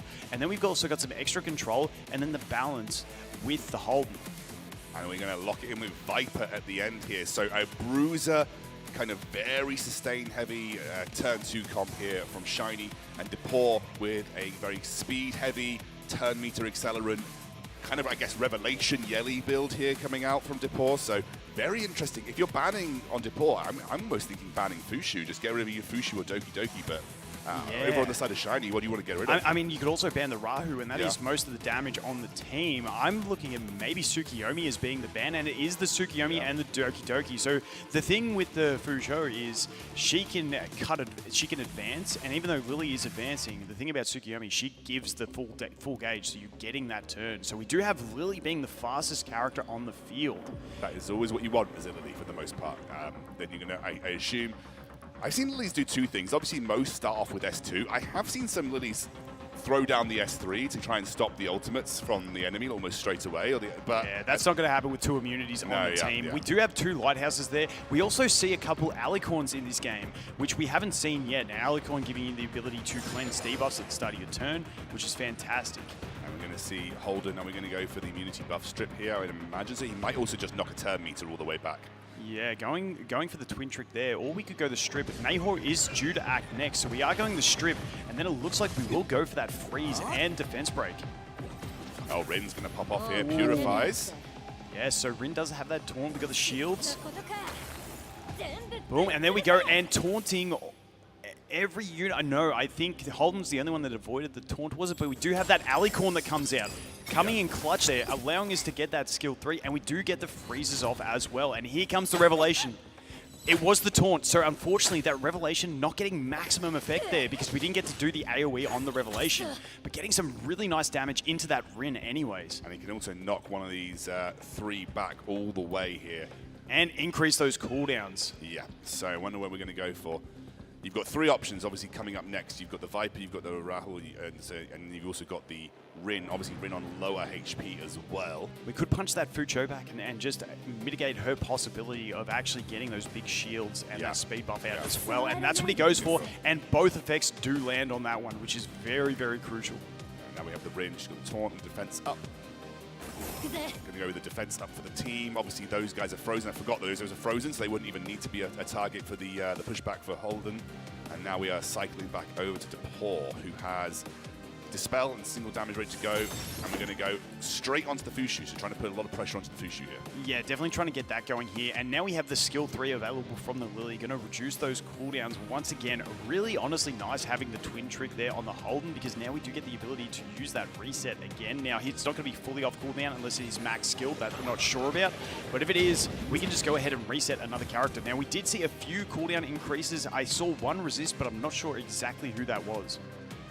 Yeah, not quite fully able to get the full Dispel down, but that will be available on Holden's next turn. But Fushu does now get the chance to go, but unfortunately, as you mentioned, all of those cooldowns have been reset to full, so it feels a little bit useless at this point. And we do now have the ultimate, but no revelation cooldown for Yeli, so not going to get the big hit from the ultimate, but still worth using. Yeah, we still do have the Death Shred on, and we still got the follow-up attacks that could go ahead and destroy one of the enemy units. We do see the Lighthouse proc there, along with the counter-attack from Viper, and we go with 2 arrows, stopping at the 2. Okay. That is subpar. The average for Yeli, I think, is 3.5 for most people. I think that people worked out that 3.5 is kind of like the average for her. So, yeah, a little bit below average on the hit for Yeli so far. Yeah, not too bad, but once again, now the Revelation is not going to match up again on the next one, but it's just one of those things you've got to deal with. I think that was definitely the play, going ahead trying to get as much damage into that Fujo as possible. Rin did taunt the Holden here, so Holden not going to be able to go for the buff strip next turn. Has both of his skills available, so he had his reset and the buff strip available, but obviously with the taunt, not going to be able to do either of those. So we're just trying to chip that damage into the Fujo. She does have max cooldowns. Once again, it is a big penalty with that max cooldown increase, and we have the skill 2 available again. Now, are we going to advance the Holden, or are we going to put Twin Trick over onto Yeli this time and try and bring that damage up as fast as possible? That's what we've got to wait and see. Yeah, it looks like we are going to get the Yeli, but obviously don't get the immediate turn reset because it's the first turn that it goes on to Yeli here. We finally get the Rahul ultimate. Yeah, and I think Rahu is going to be that big threat with some big damage coming out from that AoE as well. And the Rahu, once again, scaling so well into the late game. He is on the Lighthouse. Often you do see Rahu on the Artisan bringing the shields. Not in this one, but that damage and the way it scales. I will say, look at the HP for both Viper and Rahu. Like, they are healthy. These boys are not exactly low, and there's no sustain on the side of Depor. So even though Depor's felt like he's been in control so far, you've still got a lot of damage scaling coming out of the Rahu. Viper's still pretty healthy as well, has the counter-attack possibilities coming through too. I mean, at the moment, it's not looking terrible. Even though we've just seen Fushu go down here, it's not looking awful for Shiny. He still has a lot in the bag to play with. Yeah, definitely, and we might see a KO coming soon as well here. We've got the Rin in trouble, but the one big thing that I want to mention, Rin, one of those off-meta picks, but that taunt has really set up this game for him because of the way we managed to get that taunt and avoid the Revelation AoE. That's the counter-attack from Viper coming through. And Rin surviving, survives! and that maybe this poke is going to be enough for the Yeli to go down. That's what we've got to see, and if the Yeli goes down here, it is not looking good. Stays alive, And did we land the taunt there? The taunt has landed as well, which is actually really big. I do believe it. No. Okay, the taunt is now not going to be active. We have the revelation, but we don't have the skill 3. How much revelation damage can we get? Who do we go for? Because the Rahu is a threat. And like that you mentioned, the revelation being off timer for the ultimate cooldown this time round has really, really limited the team-wide damage that we could get. Going for the Viper, that's 2 arrows, 3 arrows, 4 arrows, and it's down. There goes the Viper. Okay. The Rahu, though, is still incredibly healthy. We do get the pushback, but he does have those revenges coming out, and he is a massive threat here at half HP. Now, if we get the freeze, it's not looking great. That is going to be the thing, but that enemy team is so low. Does the freeze land? The freeze does land, but damn, this is going to be close. How many arrows are we going to get on this one? Defense break coming. It'll be enough. It's enough. It'll be enough. Oh, wait a second. It's fine. The Lily is going to get the turn. It's okay, and that is going to be it. So, honestly, that was not an easy game by any stretch of the imagination. That could have gone both ways. Fantastic first game between these two players. Yeah, that was incredible. Like, you really felt at least 3/4 of the way through there, it could have swung either side. But a couple of good hits from Yeli. Yeah. Honestly, I really felt like Shiny could have had it in the bag. Like, he had the counterattacks going. Maybe a couple of extra lucky revenges could have come through, but incredible game between these two. And a lot to learn going into the second one here. Yeah, definitely. And I want to say, I think from Shiny, that Rin play was really clutch. That desyncing of the Revelation was a great play. But once again, that Holden skill 2 coming in so valuable against that Fucho. Max increasing those cooldowns, and she just feels so useless without having that skill 3 active, being able to shield and speed buff. Yeah, absolutely. And now, going back in, like, obviously we've seen, I kind of need to talk about the bans. Obviously we've seen people defaulting over to Heinrich and also Ling Luo as a ban.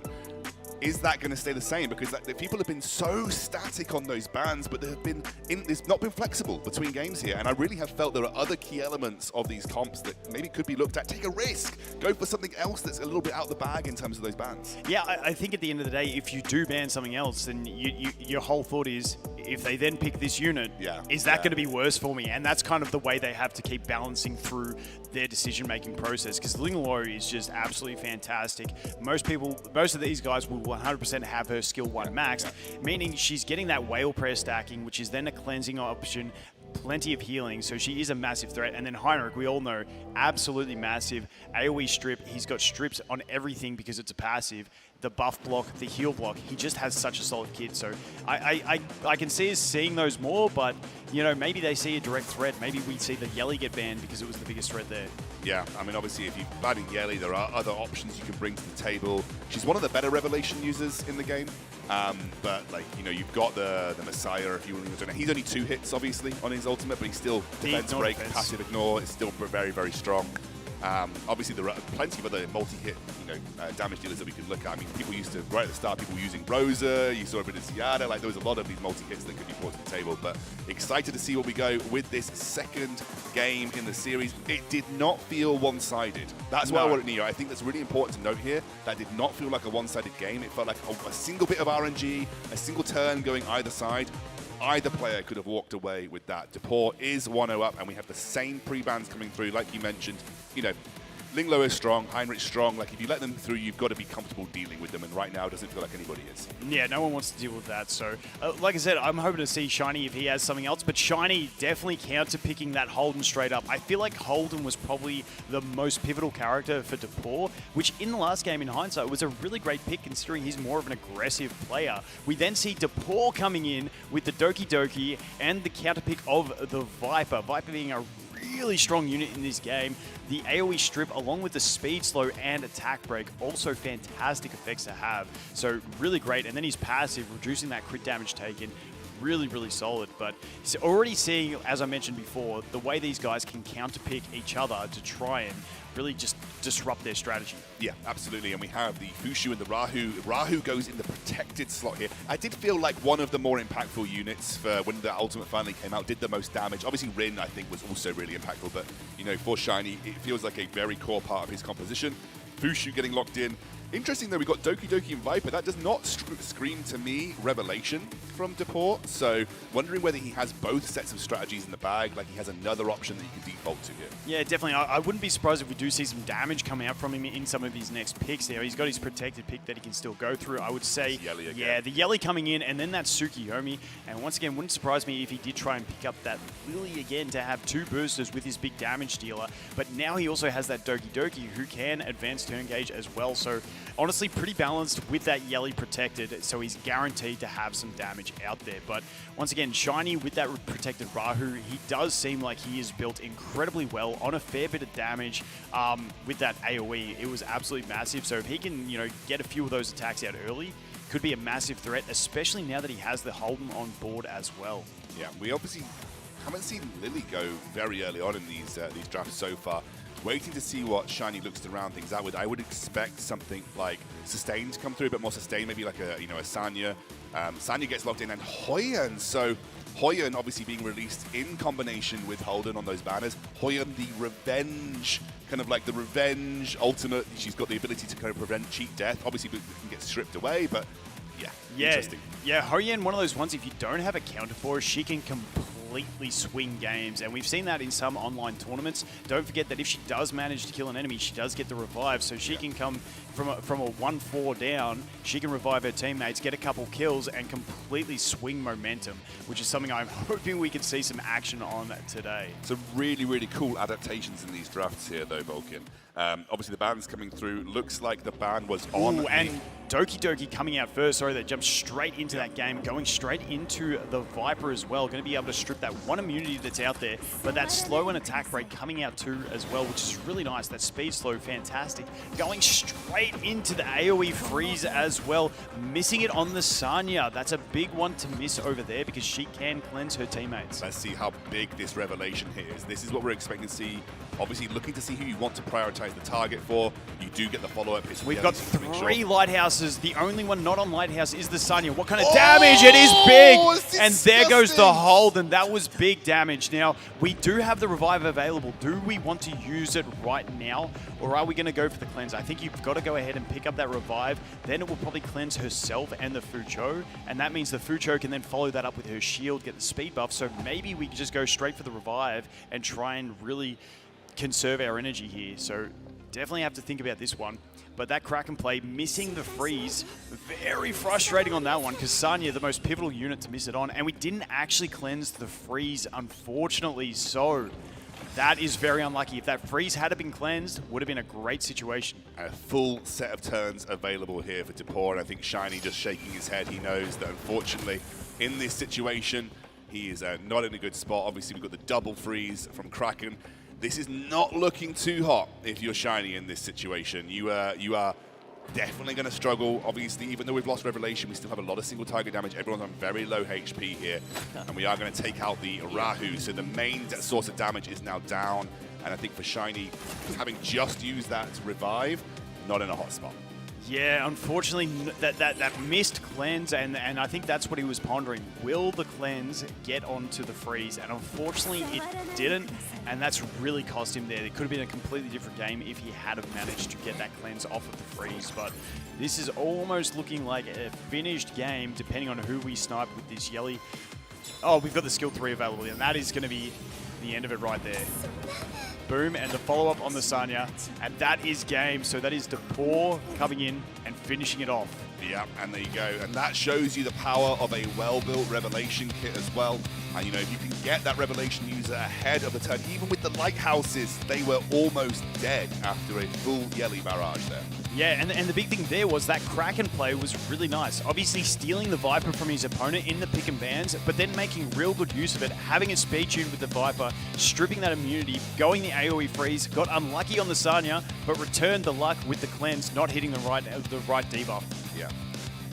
Really, really, really incredible game from Depor there. He definitely looked very strong. You could see why a lot of the audience at home putting a lot of votes behind Depor to take this one. Shiny, unfortunately, also bowing out in this first game. Best of 3, 2 quick wins there for Depor. I will say the first game was super, super cool, though. That was a really interesting back and forth, but a little more straightforward in the second game for Depor. Yeah, definitely. Like I said, that Rin in the first game was such a great pick. The taunt was so valuable in it, but then unfortunately that freeze coming out from the Kraken, synergizing great with the counter pick on that Viper, working really well. And then we got to see the value and why he was locking that Yelly. She hit like an absolute truck with that Revelation. Yeah, you can see why Yelly has been heavily prioritized by Revelation users. As we said, one of the best Revelation users in the game. Her ultimate's incredible. Obviously, self-cleanse, debuffs. You get, a crit strike increase. You have a defense down on the target, and then because of her passive, you're following up on a target with up to, well, potentially infinite, realistically, as many as you like. But realistically, 3 or 4 single targets, which also buff strip if they have a good chance of taking it away. So, Yelly just a very, very strong character, and you can see why going into the protected slot for Depor. And again, I do wonder, maybe ban strategies are going to get shaken up later into the tournament, but right now people playing it safe. Incredible, incredible stuff from Depor, though. Again, and I'd love to see that matchup because the next matchup is going to be Depor versus Kekker. Depor, a quick Revelation user, and obviously Kekker will have some extra strategies there, but looking like he's running more of that control-heavy team. Yeah, Kekker was hoping for the shiny matchup, but not getting it. And something to note is these two boys are in the same guild as well, so a bit of guild rivalry in between them. So fantastic to see. They would have been helping each other, but now they're straight against each other. So, look back at these first 2 quarterfinals. We had a very control-heavy first matchup from Kekker, cooking something a little different. Depor bringing not standard Revelation, obviously a little bit more sort of control, a little more control in there, a little bit more buff strip for the immunity reduced, like really, I think a nicely balanced Revelation comp coming out from him. How do you see this next matchup going? How do you see Depor versus Kekker going based on what you've seen? I'm liking Depor at this stage, but we'll have to wait and see. Absolutely. We're going to jump to the highlights from that game, and then Matt will have an interview with Depor over on the side stage.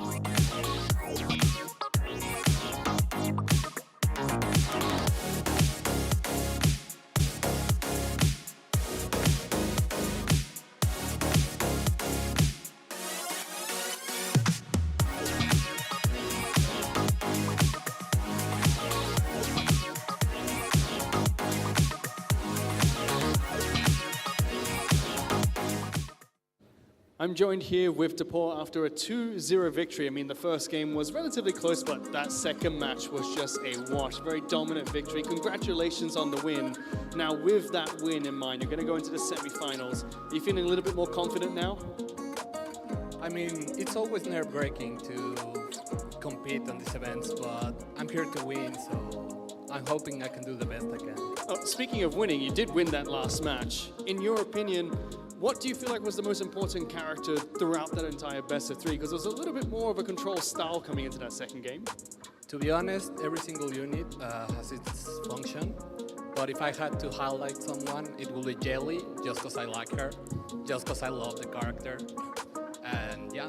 Well, that's always a good reason to pick it up. Yeah. Finally, you know that your opponent is going to be Kekker going into the semi-final match.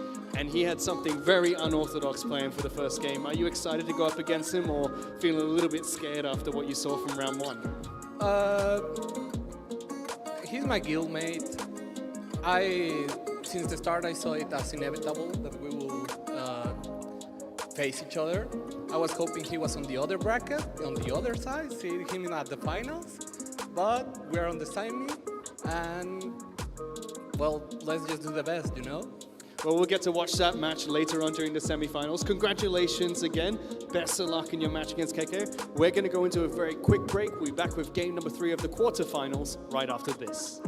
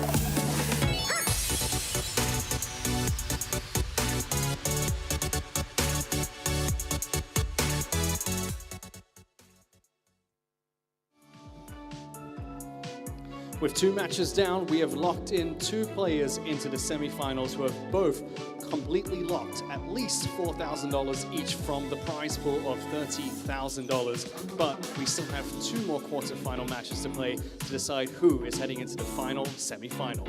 Let's go ahead and get into match number 3.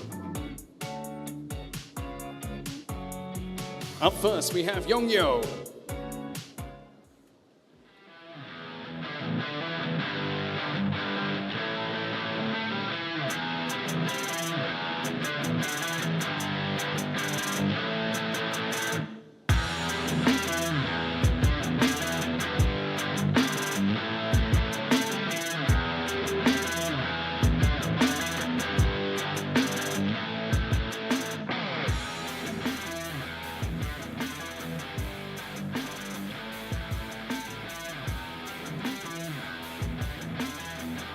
And his opponent, Han.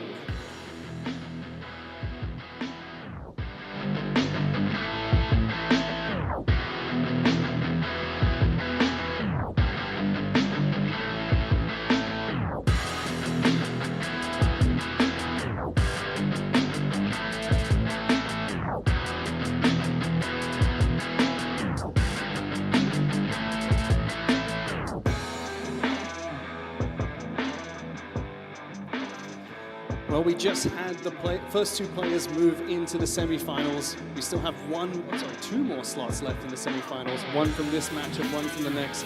Han, I want to start with you. You've been able to watch 2 matches backstage going into your first game today. How are you feeling going into this match?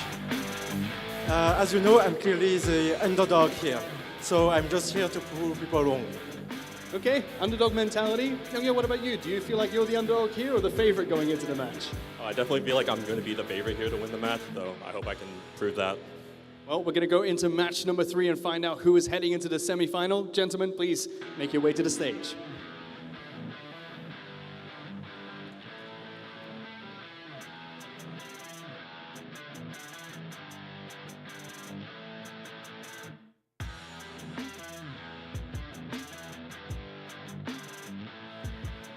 Welcome back to the Casa Desk. Scoundrel here with Vulcan, and we are going into the 3rd quarterfinal. And Yongyo obviously mentioned himself as a favorite.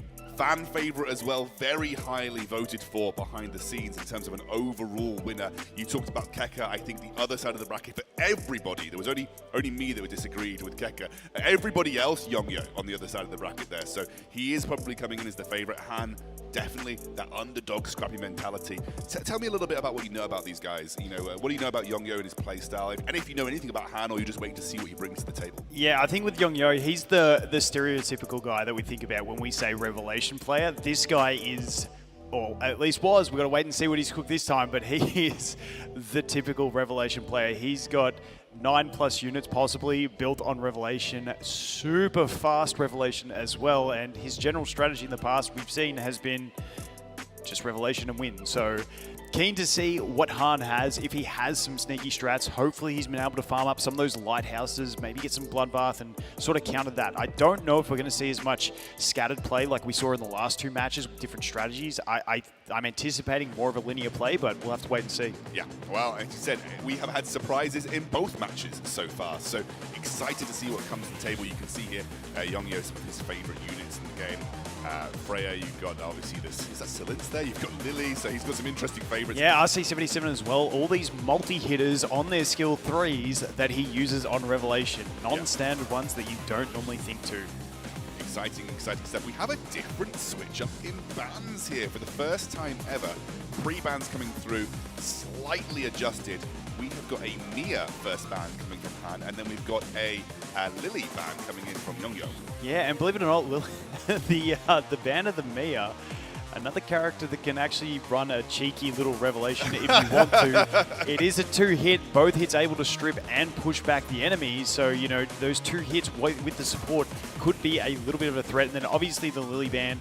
Lily is just such a pivotal unit, especially for the slower comps, to give you turn advantage into the later game. Yeah, well, we're already seeing things get locked in now. And as you can see, coming up on your screen soon, Yongyo has gone for Freya and RC77, so that gets locked in straight away for him. And a counter, I believe, Yeli and Mio over the side of Han. Yeah, and that RC77 is the one I want to highlight because he is one of those units. He's got a big AoE with defense shred, attack break, and also a stun in there as well. So just waiting for the graphic to catch up. But, you know, a very interesting pick there. Also, the Freya, another obvious revelation pick. Got the attack buff, got the multi-hitters, and it looks like we are seeing Young Yo go for his standard strategy. You say obvious. Obviously, outside of competitive, people might look at Freya and think, what? Like, you know, like, what's going on here? Freya traditionally considered a supportive champion. Freya can build full attack crit. 4 hits of her ultimate can make full use of Revelation. Obviously, there's a self-attack buff with that. Then also provides a damage up for anybody else that you're running in your team too. So pretty strong pick in that sense. RC77 Kraken comes in. Not Kraken, I think it's actually Yang. I don't know if the graphic is wrong there. On our screen, we are seeing a Yang pick. Now, we'll have to wait and see who that actually is. I'll talk more on that in the game as it comes forward to see what that actually ends up being. Then we have Han picking up the Kaz. Obviously, Kaz, very powerful character with the control, with the sleep. The Hoyan as well. Hoyan, a great solid pick. However, we do have the Heinrich on the opponent team, which I could see maybe that Heinrich coming up as a ban because he is a great counter to the Hoyan, stopping her from getting that Soul Ward. So Hoyan, honestly, a really nice pick, and then capping it off with the Valerian, another cheat death in the team available. And then the Silence, the Silence comes through. Do have to just let you know that it wasn't Kraken in the protected slot, it was Yang from what we can see. Yeah. So that should be the protected slot for Young Yo. Yang doing a single target, but it is a 6 hit, and each crit is going to advance his team. So this is where we see the Yang come in, and RC77 being super fast, and Celine's, everyone is fast. And how many? That's 4 revelations. 4 revelations on Young Yo's team. And you can see that damage coming out super fast, already proccing the Valerian. And now we have the RC77, and RC77 can stun his primary target. And watch this damage that's going to start. Not as much as the other one, but still really good damage, getting that half health over there onto the Valerian as well. Every single one of Young Yo's characters outspeed his opposition here. Yep. And I think now that Freya comes through, and we're not running any gigabytes, we do have the... We do get the revenge with the revive, the full revive. As we mentioned earlier, Hoyan can absolutely shift games, but now we do have the Freya Revelation coming out. It is going to finish off 2 of the units, but that Hoyan sitting there with her ult ready, if she can snipe one of these, she will get a full heal revive on one of her allies, and that is the big thing with Hoyan. If you can't counter her, she can absolutely turn games. Here it comes, and we do get the kill, and back comes the Kaz. And here this is where problems may come through for Young Yo. Revelation not on available. It's off cooldown at the moment, so does not have the ability to proc. And both of these characters having 4-turn cooldowns, so they won't line up their key skills with that Revelation, but it looks like we could be okay, depending on these sleeps. We do have Freya's skill 2 active. Do we land both the sleeps? We do land both the sleeps, which is very, very crucial. We are so low on this Hoyan, though. I don't think she's going to be able to land the kill, and this is where she might get killed on the next turn, and then I think it could still go to Young Yo, but fantastic showing from this Hoyan. Yeah, that was a really, really clutch pick. Unfortunately, as you mentioned, cooldown's now there. Not going to be able to one-shot someone with... She does! What? And there we go. We get the kill with the basic, and we have the full health Yelly coming back. We land the slumber, and here comes the Revelation on the Yelly with a massive, massive upset. That is huge. I did not think he was one-shotting with the S1 there. That was massive. Han, the underdog. That shows you were just talking about before this game, like Hoyan is a game changer in PvP. Like she is absolutely kind of borderline useless in PvE, but absolutely nutso in PvP. And right there, single-handedly won the game for Han. Yeah, she's one of those ones that when her and Holden came out, people were sort of seeing Holden as the premier pick. The thing with Hoyan is there's a lot of counters to her, but if you don't have a counter, and we saw that perfectly in the pick ban phase when we saw the Heinrich get banned, he is a great counter for her. Heinrich goes out, she can just play her entire game, but dude, the amount of damage on that Hoyan with the basic attack, managing to wipe that Yang, get the extra revive on the Yelly, and clean up the game, it was massive. Tells you a little bit about the gearing strategy from Young Yo as well. Like clearly, full offense, very little defense invested. Obviously, 4 revelations, so not even running a defensive set of shells. Just he obviously leaves himself open. If he can't get those first turn kills, he is leaving himself open to counterplay. And yeah, given that he had an S1 that took him down, not running any HP realistically. And we do see, and I was about to say I could anticipate a Hoyan ban coming, and we do see that. It is coming to you guys in a second. I just wanted to touch on that a little bit more, but yeah, that Hoyan was absolutely fantastic and so pivotal. I'm curious to see what Han has to bring out when he doesn't have that Hoyan, because it felt like that was hard carrying the entire game for him. So we'll have to wait and see. Hands down, coolest game I think so far. The Hoyan just instantaneously bringing this back, and Youngyo, he mentioned before the game, you know, I'm expecting to be the favorite. I want to prove it. I mean, anything can change in these pick and ban phases, but this is where the adaptation comes into play. This is where the drafting skill comes through. Han actually does a little bit of cheeky counterplay on his own. He locks in the Lingluo, and then I think has also locked in the Yang here. I think in terms of a return, we've got the Mio and the Freya, and then the Heinrich being locked in. I'm not sure what's going on the graphic. We're trying to see exactly what's going on here, because on our screen we are seeing some different picks, some very interesting picks at that.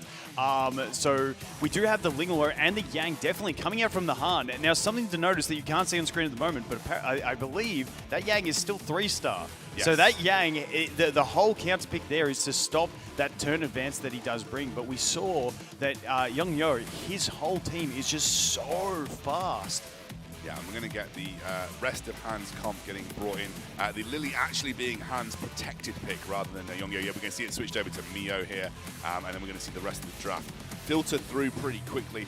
That is an interesting pickup, though, going for such a weak Yang on the side of Han. Like, it's not a ban target, so you get left with a very, very kind of like, almost like a, yeah, just nothing. Yeah, you've got to. You're playing with 3 characters. Yeah, you're playing with 3 characters essentially. But he saw that that was his fastest unit, wanted to counter it, so that's what he went ahead with. And you know, we're going to have to see if it does actually pay off. Now, he does have the Lingluo as well, so he's got the sustain. That Heinrich, I wouldn't be surprised if that Heinrich is also on Revelation. Another multi-hit on the skill 3. So how fast is that Heinrich? How much of a threat is it? I'm liking Youngyo for this one, picking up his last 2 picks with the RC77 and the Yelly, anticipating full Revelation except for that Mio. We do have a little bit of control. The O-Ball coming out as a counter control as well. We'll have to see the bans. It looks like the bans are going to be the Lingluo and the Freya. Yeah, so Lingluo, I think the obvious more ban choice here. We are fast with the Lily, though. We are very, very fast Lily on the side of Han. Who does he want to speed up? Probably the O-Ball. Yep, so O-Ball's going to be able to stun all 4 of the enemies. So lands all those stuns. Then he can just go in with the AoE here and sleep the other 3 that woke up. Does land all the sleeps as well.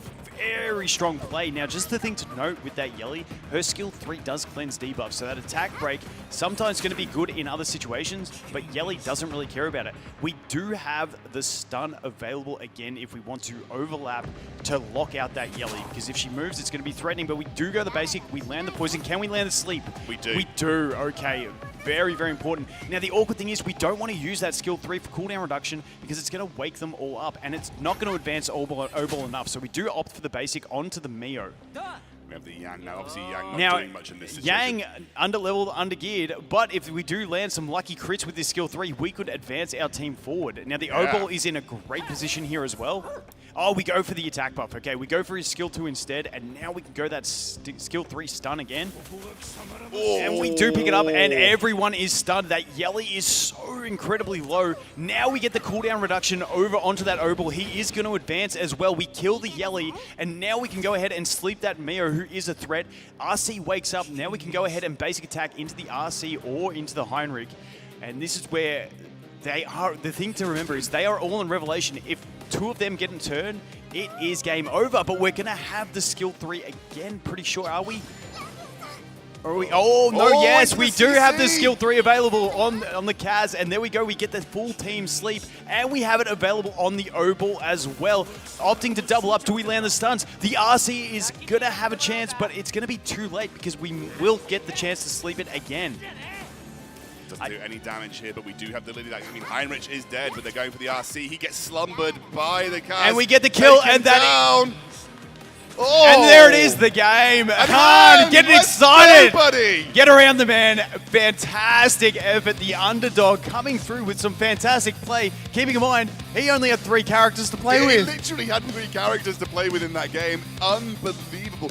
Honestly, draft kingdom from Han there. I really felt he absolutely thought that draft out perfectly, had some really good counters. I loved that Lily lock-in as well, knowing that he had a very high speed Lily to work with, took out the highest speed options on the opponent's side and ensured that he had the opportunity to go first. Yeah, and that was the thing. I think he identified quickly that Yang was the threat, because the Yang was the one that was going to give the whole team to move for him and was going to clean him up. So he's like, I will sacrifice a slot on my team to take that Yang, even though it's going to do nothing, knowing my Lily can outspeed, and then I can just cycle control through the enemy team. I know they're squishy. They're not going to last too many rounds. If I can just get enough CC out, I can win this game. That, to me, was probably the most impressive adaptation and pick and ban phase from anybody.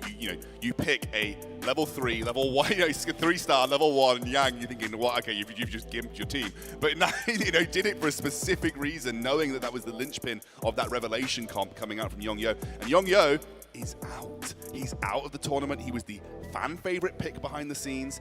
Han advances to the semi-finals.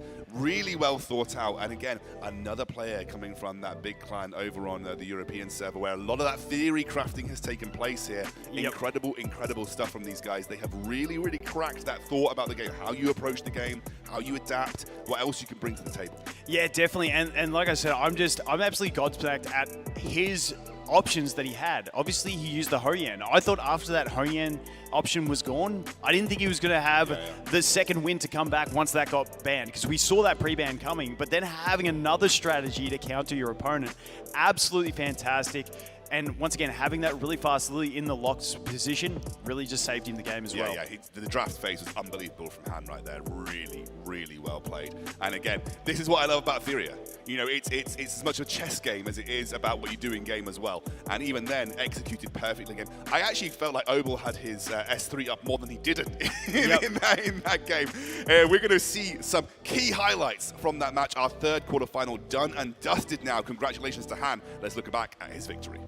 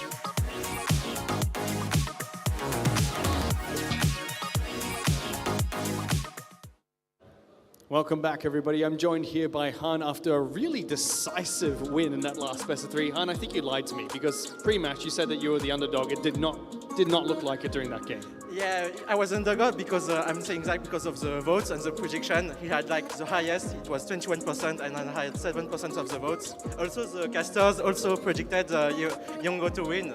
That's why I think I'm the underdog. Well, you managed to prove all of them wrong, but I think there was a pivotal moment to everyone there. You picked a 3-star character going to the... Were you shaking when you decided to make that decision?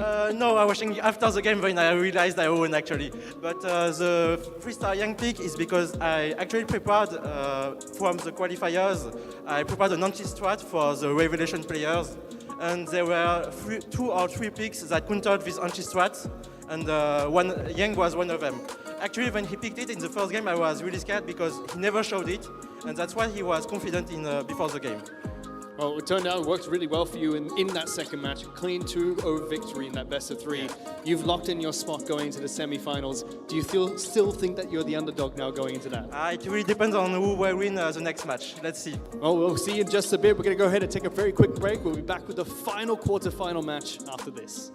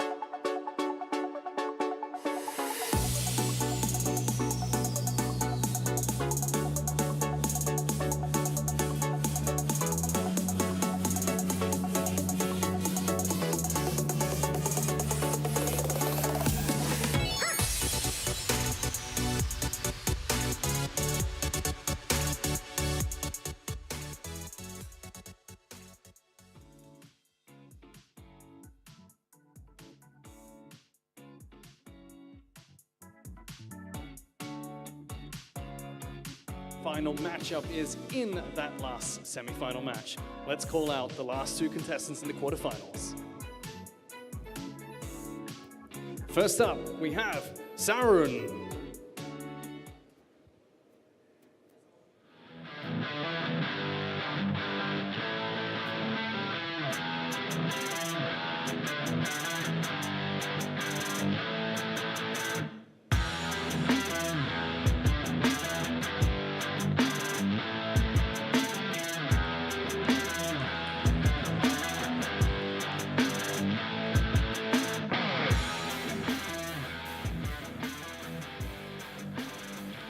Going up against him is Reroll.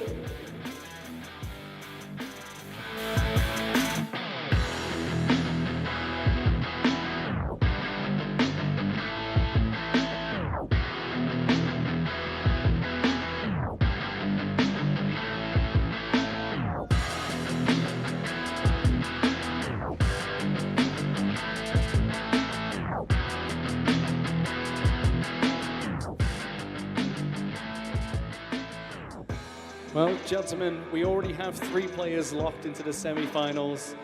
Have we saved the best for last going to this game? Reroll, are you feeling confident going into this one? I don't know if I'm feeling confident, but I will do my best to win. Well, that's great to hear. Sarun, you feeling a little bit nervous or feeling good going to this game? It will be hard. I'm not very confident. Well, we'll have to see if that still translates into a good performance coming into this match. Let's kickstart that last quarterfinal game.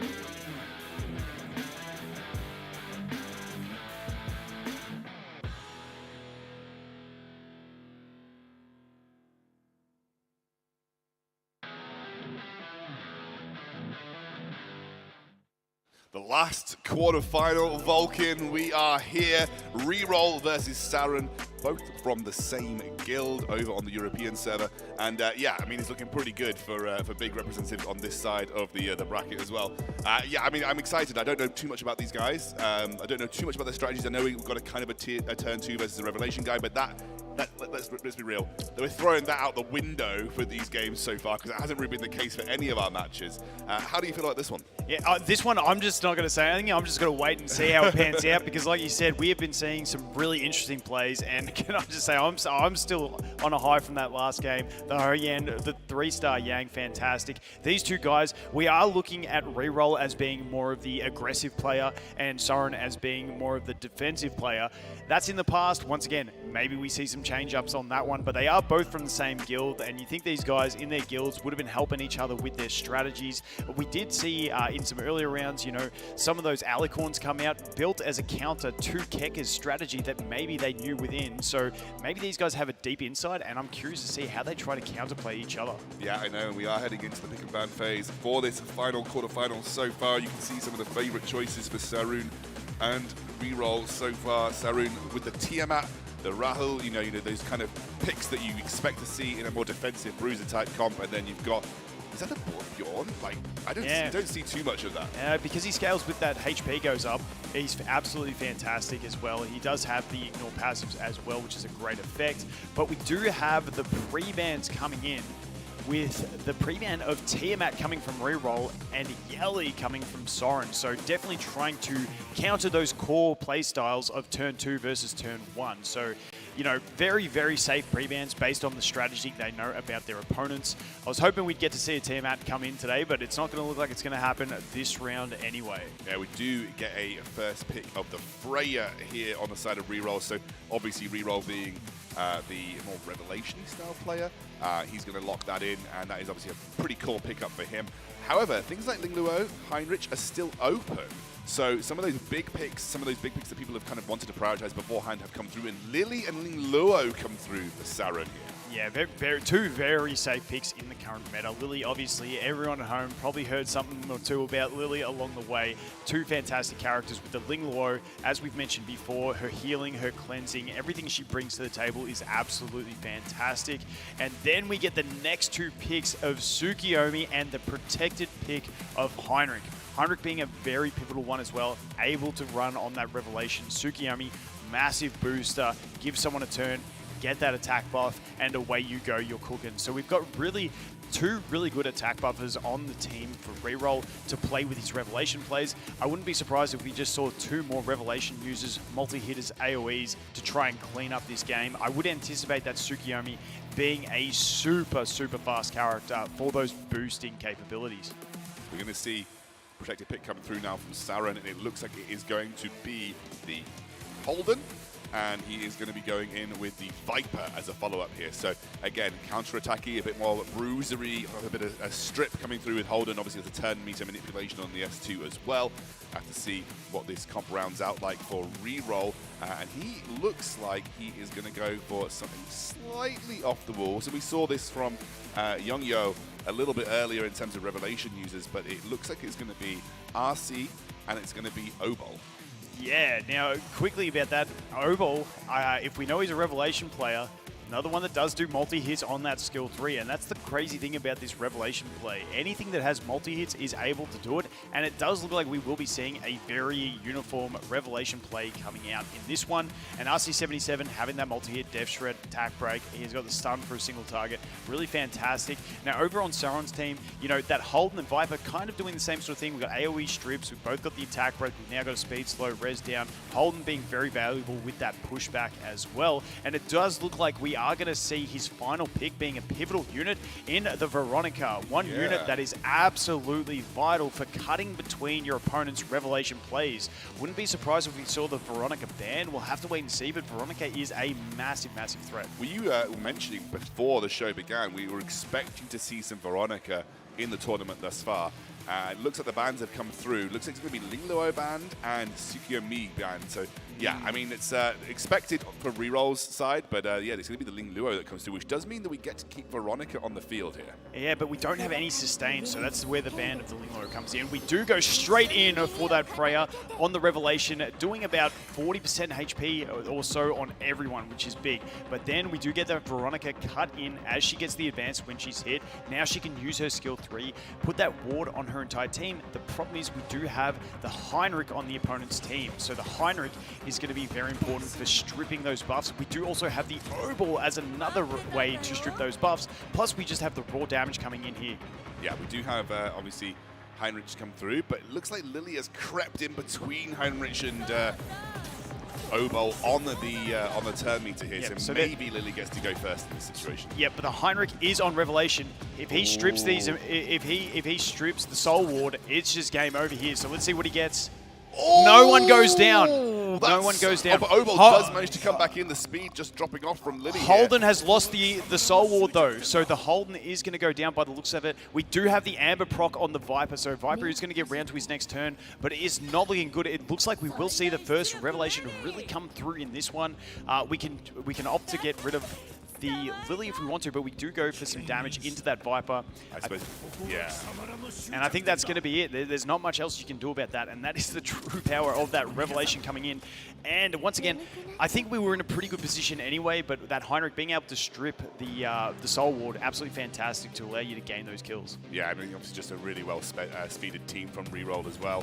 It is going to be Saren that just nods his head, can't get people back onto the field here. You're not going to win that out with just Viper alone, and it will be a very quick victory. That is the level of victory speed that we were expecting from Revelation teams. Just like they take their first turn, kind of dominate, off they trot to the next one. So Reroll now, if you're going to adapt as Saren, where are you heading here? Because obviously Saren, I think, previously banned Yelly. Now obviously there's a big Revelation pick, but anything else that you think really stood out? Obol definitely coming up as a character that's becoming more and more of a nuisance, in my opinion, in these games.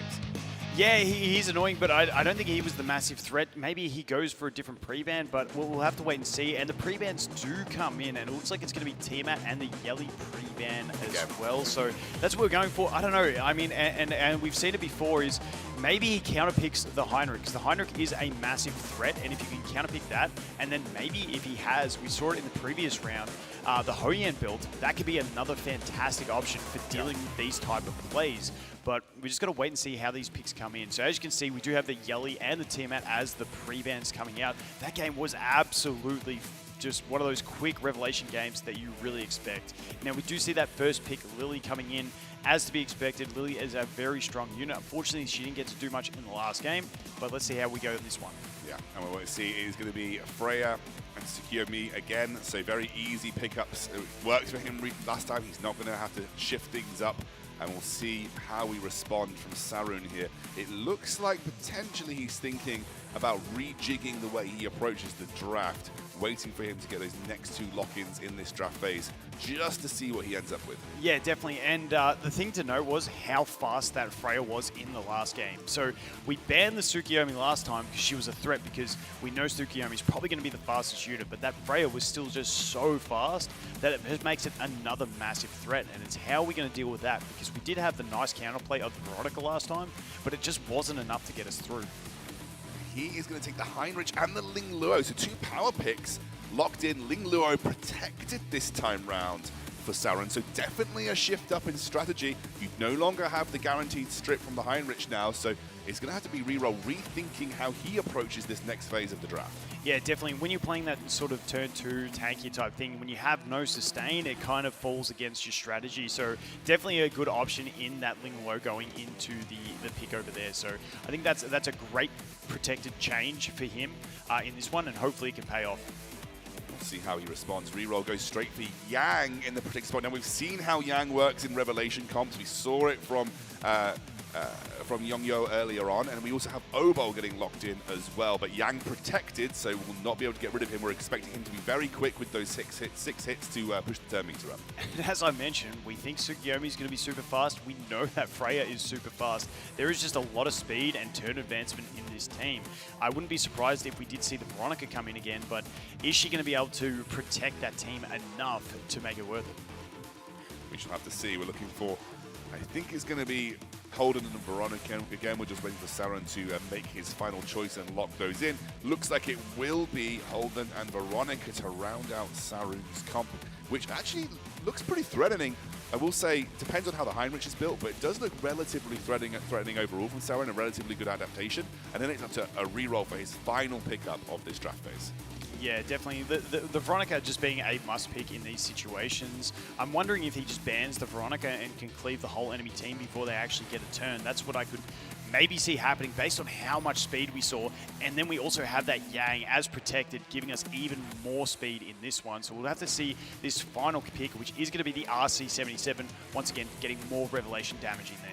Yeah, let's see how this pans out as we head into the game. Looks like the bans are Lily, and as you predicted, usually Tsukiyomi, knowing how very fast she is in most of these games, but it does leave it to Freya, and obviously we know that Yang is going to be fast. And it is, again, everybody taking a turn first here, which does not spell good news for Sarun when Revelation gets every single turn first. We do have the Veronica with the capacity to cut in front once again. I'm not too sure what the turn gauges are at, so we'll have to see how that goes. But, you know, we do get turn advancement from the Freya and also reduction for the enemies. And then we got more turn advancement from the Yang. And she goes the skill too. That was so that the Veronica could not cut in front. Wouldn't be surprised if we try and nuke the Veronica here, or just leave her, go for someone else so that Veronica can't move forward, and we do. We get massive damage in on that Ling Luo, and the heals are going to be gone now. It doesn't really matter at this stage. If that Veronica takes the turn, we can safely go for all those AoEs, and the O-Ball is still going to get his turn anyway. We can go ahead, stun the others, put those poisons on, and just wait for it to happen. The Veronica isn't going to be able to impact the game enough from this point, I don't think. No, she will get to take a turn, but as you mentioned, not properly, having lost the Ling Luo already, a lot of that sustain has gone. And yeah, as you mentioned, I really love that heads-up play. I love the heads-up play. Going to make sure that Veronica not getting the cut in, buffing her own team, so you're going to get that available to you. And now the Freya comes through. Yeah, and not much damage on that one because she did use the Revelation on the other one. And, you know, that's the trade-off. We played it safe. We wasted the Revelation, but we did save ourselves from that Veronica. We got away from the big threat in the team, which was that Ling Luo, who was going to drag the game out and bring it away from us. So that it was honestly a really great play. And, you know, that's just some thinking outside of the box. And we're going to get another ult, and it's a triple stun this time round, so bringing it way back, and they're going to try and burst down the Heinrich. This is looking pretty good for reroll here. Has played this excellently so far. Obviously not fully over, but lost two Animus, and they were both stunned up. It looks like Holden's going to be the next to drop. And I think, ooh, just about survives, but again, not enough for Sarun. I think Sarun realistically unable to come back with just a Veronica from this position. Yeah, but he's not looking too happy about that one, and the Veronica is not going to be able to get it from here. We're just going to opt for the slow play through here until we get it, and he does concede. Brilliant play from Reroll, well drafted, had a really strong comp here, and played it excellently. that is, again, another Revelation player playing a really good game. And we've ended up with two pretty strong Revelation players in semifinals versus what it feels like more control-heavy comps from Han and Kekker. But those are our semi-finalists locked in. It is going to be Kekker versus Depor, and it is going to be obviously Han versus Reroll, but excellently played game from Reroll there. Yeah, definitely, and just something to note that our semi-finalists, Kekker and Depor, both from the same guild, Scarlet, on the global side, and we have on the other side, Han and Reroll, both from the same guild, Big, over on the European side. So really good that we get to see these infighting before we come into the final matchup, which is going to be guild versus guild. This is pretty exciting stuff. We've rattled through these quarterfinals. All of them were 2-0 sweeps.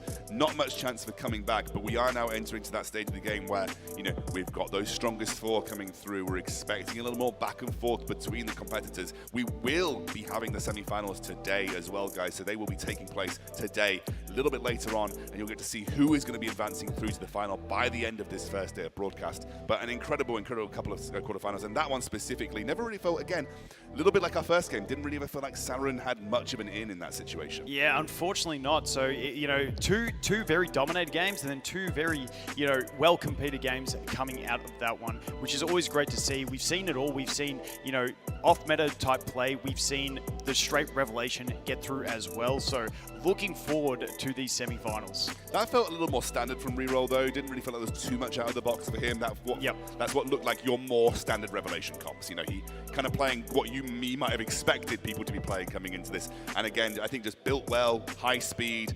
I don't think Saren ever actually had the speed to get into that either. And he mentioned, you know, a lot of the way to counter Revelation is either by trying to sustain through the damage or cutting in, trying to get meter manipulation, maybe with Gigabytes or with, you know, with, like you said, with Veronica. Didn't quite work out. We can take a look back at Reroll's win just now, though, with some highlights. Then we're going to jump over to an interview with Matt and Reroll over on the couch.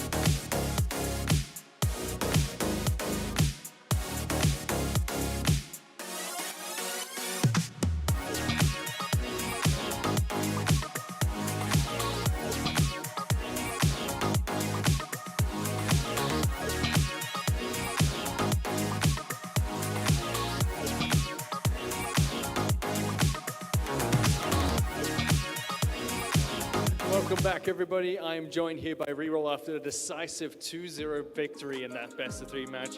Reroll, you're going to be heading into the semi-finals and going up against your guild lead as well. You know, how are you feeling about the potential matchup? Yeah, it feels much. I didn't think a lot about the second match. I was very focused on the first one because, like, most important one, I think. I'm happy actually to face a guildmate because it will mean that a guildmate will go to a final.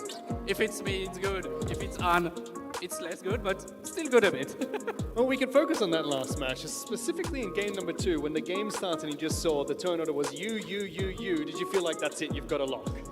Not at all, because actually I had to not press so much button, like with player I had to S2, because if I S3, it's Veronica directly play, and if she plays, she gave immunity to everyone, and I was cooked. So I was like, oh my god, what I'm doing?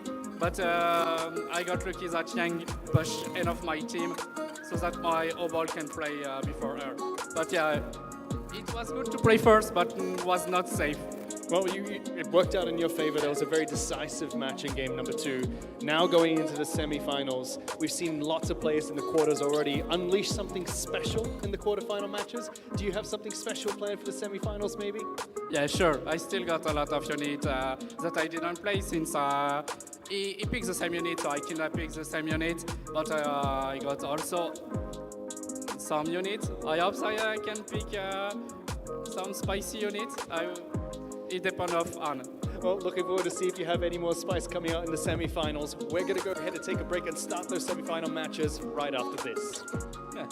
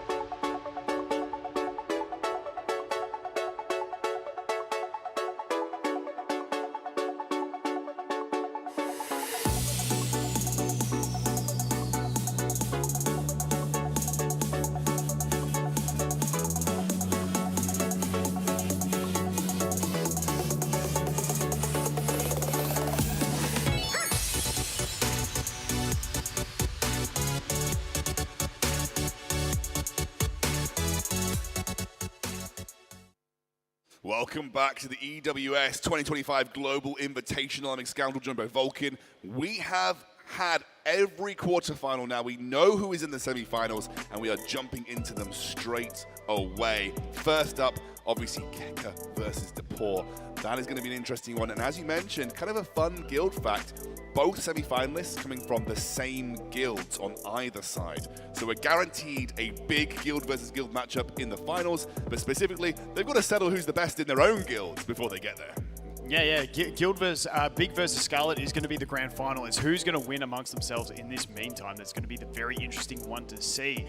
Now, I'm really looking forward to this Kekker Depor because, as we know, I feel like Depor's strategy that we saw is kind of going to counter Kekker, but Kekker does have something else in the back. And I was saying to you that I have a hunch that maybe Reroll could actually win the whole thing. He just looks to be incredibly fast on a lot of his units with that huge revelation damage. Yeah, and as we know, in this type of game, speed is the most crucial stat. No, look, not only being the fastest, but managing which unit goes where, how you position them with speed against each other, making sure you're chaining your units together properly so they are not going in the wrong order on your side of the team. Now, obviously, you can't control everything. A lot of turn manipulation comes in, CC, turn stealing, etc. But it looked like Reroll had a very fast revelation team. Interested to see, though, Depor versus Kekker. This is going to be a really interesting one to me. Obviously, Kekker kind of openly said, I'd love to face the slower turn 2 players. Like, I think I've got the stronger control. I can just whittle them down. Depor, obviously not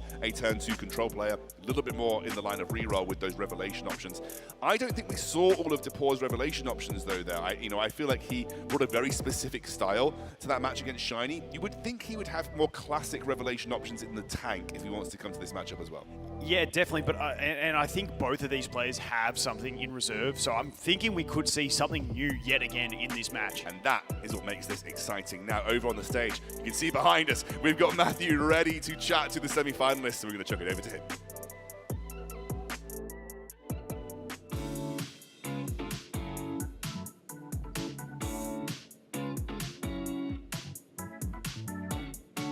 Thank you very much, Vulcan and Scoundrel. We are down to the last 2 matches of today. After 4 quarterfinal games, only 2 semifinal matches are left. Let's kick things off with that first game. Up first is Depor.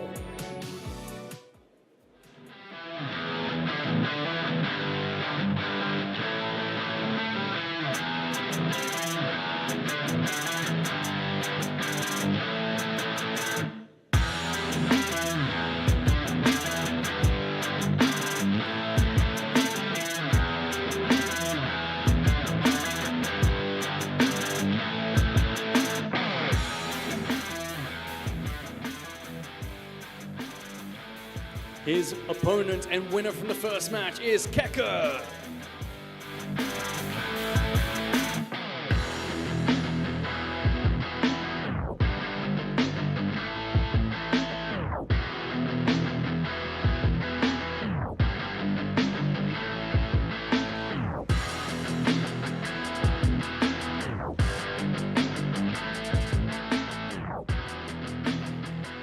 Gentlemen, you've made it all the way to the semifinals. You've secured at least $4,000 from the prize pool. I want to start with you first of all.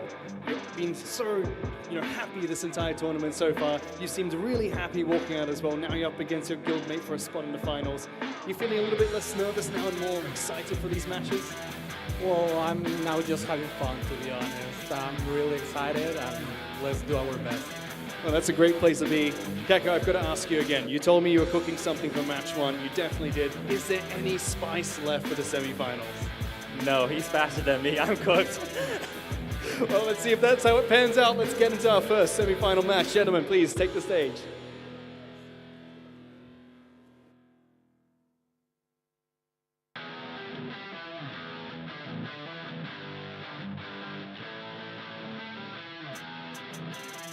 Oh, that was good. That was funny. He just Kekker straight up like, this guy is faster than me. I have no way that I'm winning. I mean, look, might just be a bit of talk before the game. We'll have to see how it pans out. But you know, we saw that in the reroll game. Having those fast revelation units, you can just basically command a game from turn one. It's kind of what we were trying to talk about before the tournament started. That's essentially how Revelation likes to play. Really fast, hit them really hard, win before they have a chance to respond.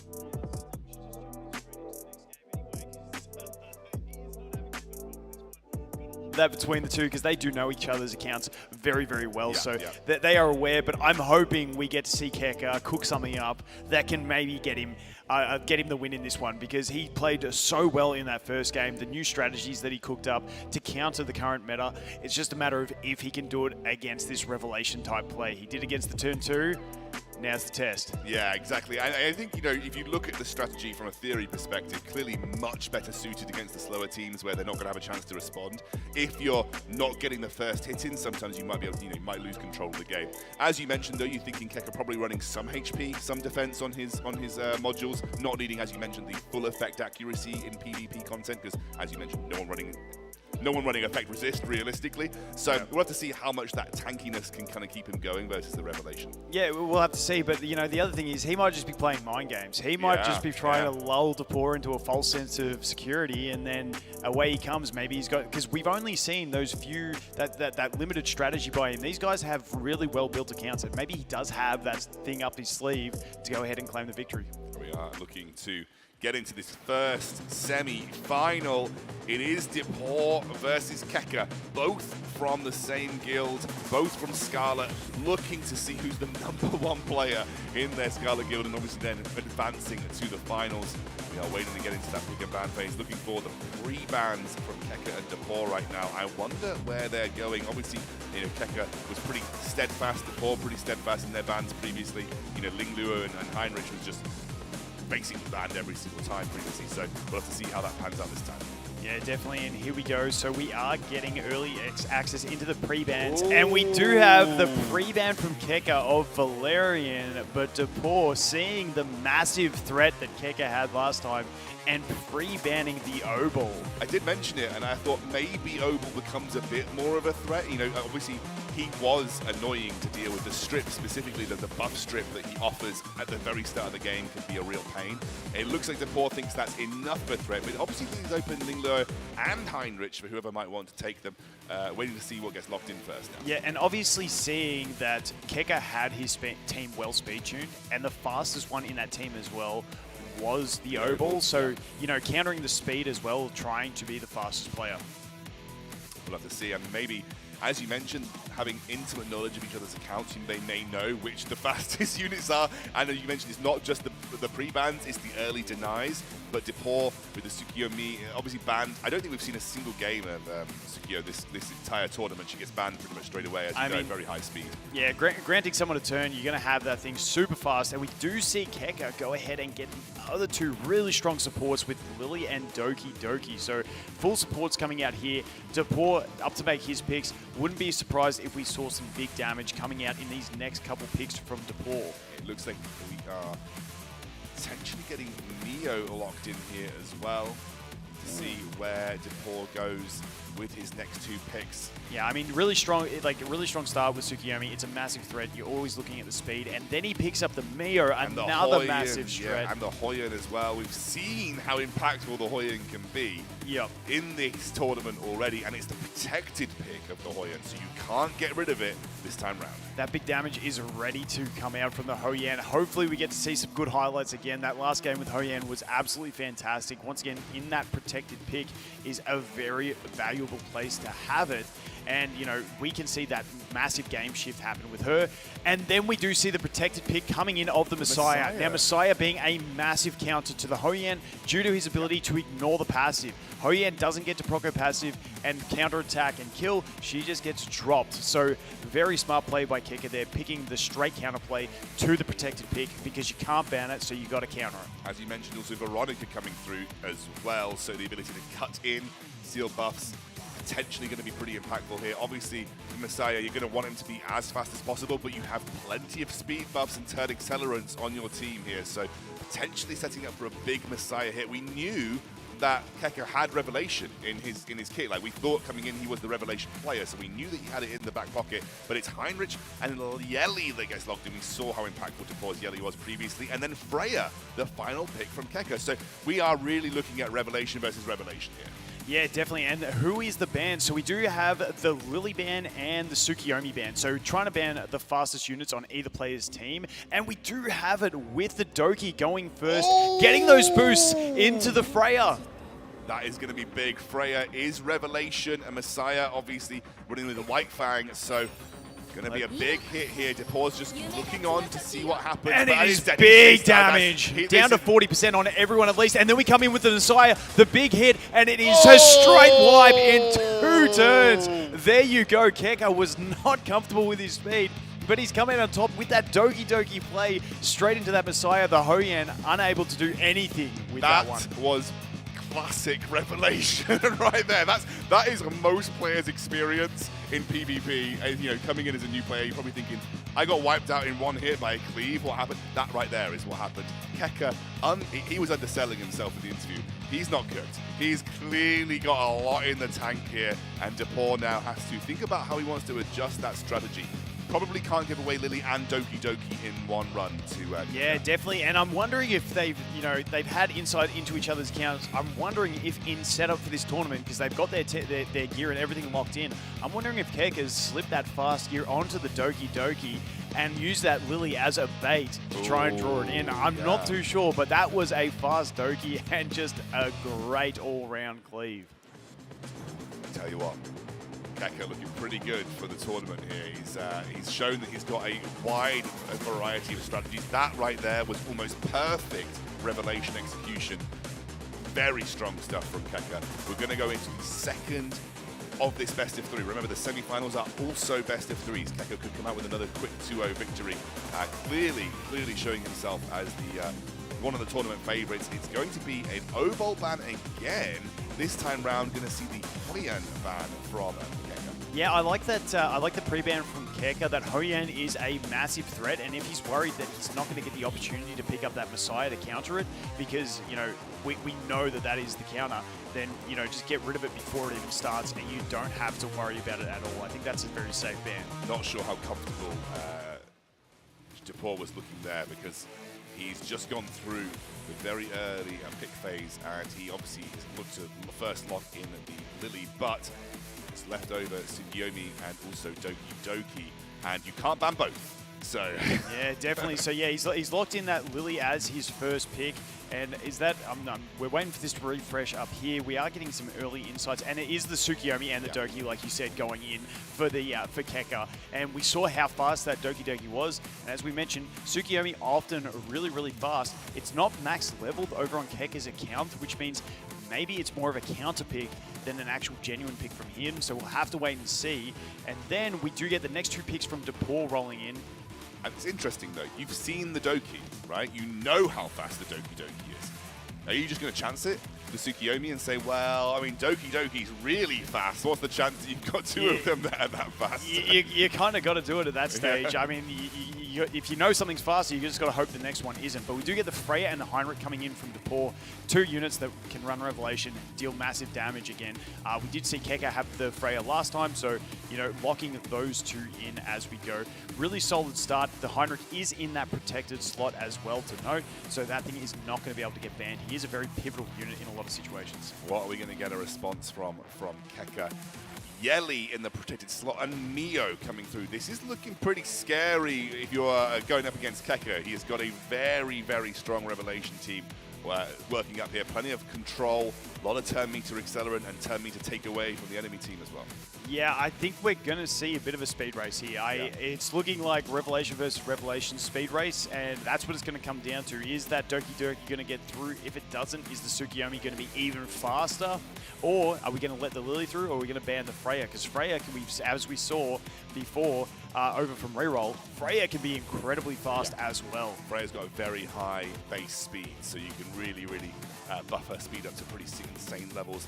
Let's see how Depor rounds out this composition. He's got 2 more choices here. Obviously, previously the Valerian was banned. This time the Valerian gets picked, and it's Holden to round things out. So that is Depor's Yeah, a bit more of a tanky team he's going for in this one, trying to counter that play. It is looking hyper-aggressive from Kekker, so that yelling in the locked position is a really safe one. Wouldn't be surprised if we see maybe another Revelation damage dealer just to finish it off, because we're only seeing the 2 Revelations by the looks of it on Depor's side with Heinrich and Freya, and I still think it's just going to come down to a speed race on this one. This is another speed race, definitely looks like the case. Let's have a look at the bands now. Do you know what? It is Doki Doki banned away by, I think it's the right choice. You've seen how fast Doki Doki is. You've kind of got to take a gamble on how good the Tsukiyomi and is. The Lily gets and banned, and the Suki is still fast. Yes, it's very Not fast. to mention the Mia and the Kaz also incredibly fast. They also get the speed buff on top of that. And it's not looking great. We do have the Lighthouse, though, on the Holden to take note of as well. So we're going to get a big AoE damage. I think you're just going to have to go with that damage and risk the Holden taking the gap. But we do have the Valerian as well to deal with on top of that. So let's see if we can get 1 KO here at least. Oh, and we get the double, and we get the follow-up, and that is game right there. That was huge damage. And well that was insane. To Kekker. I mean, 2 rounds of Revelation TM gameplay right there. That was incredibly fast. And yeah, I mean, look, I think Depor made the right choice. I can't fault him. You ban the Doki Doki knowing how fast it is, but obviously the Tsukiyomi is just as fast, if not faster. I just want to note, I think Kekker really tried to bait everyone watching there. Baited At them, the start in the interview, he has just pulled the blind over everyone and said, oh, he's faster than me. He had 3 faster units in that battle.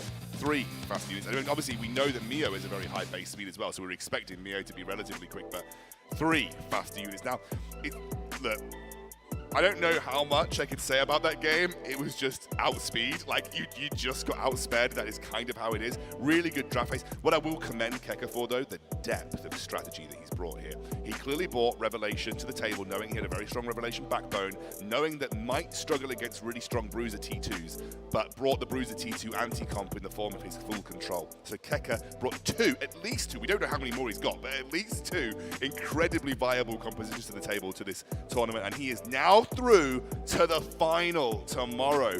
We are going to see Kekker going all the way to that best of 5.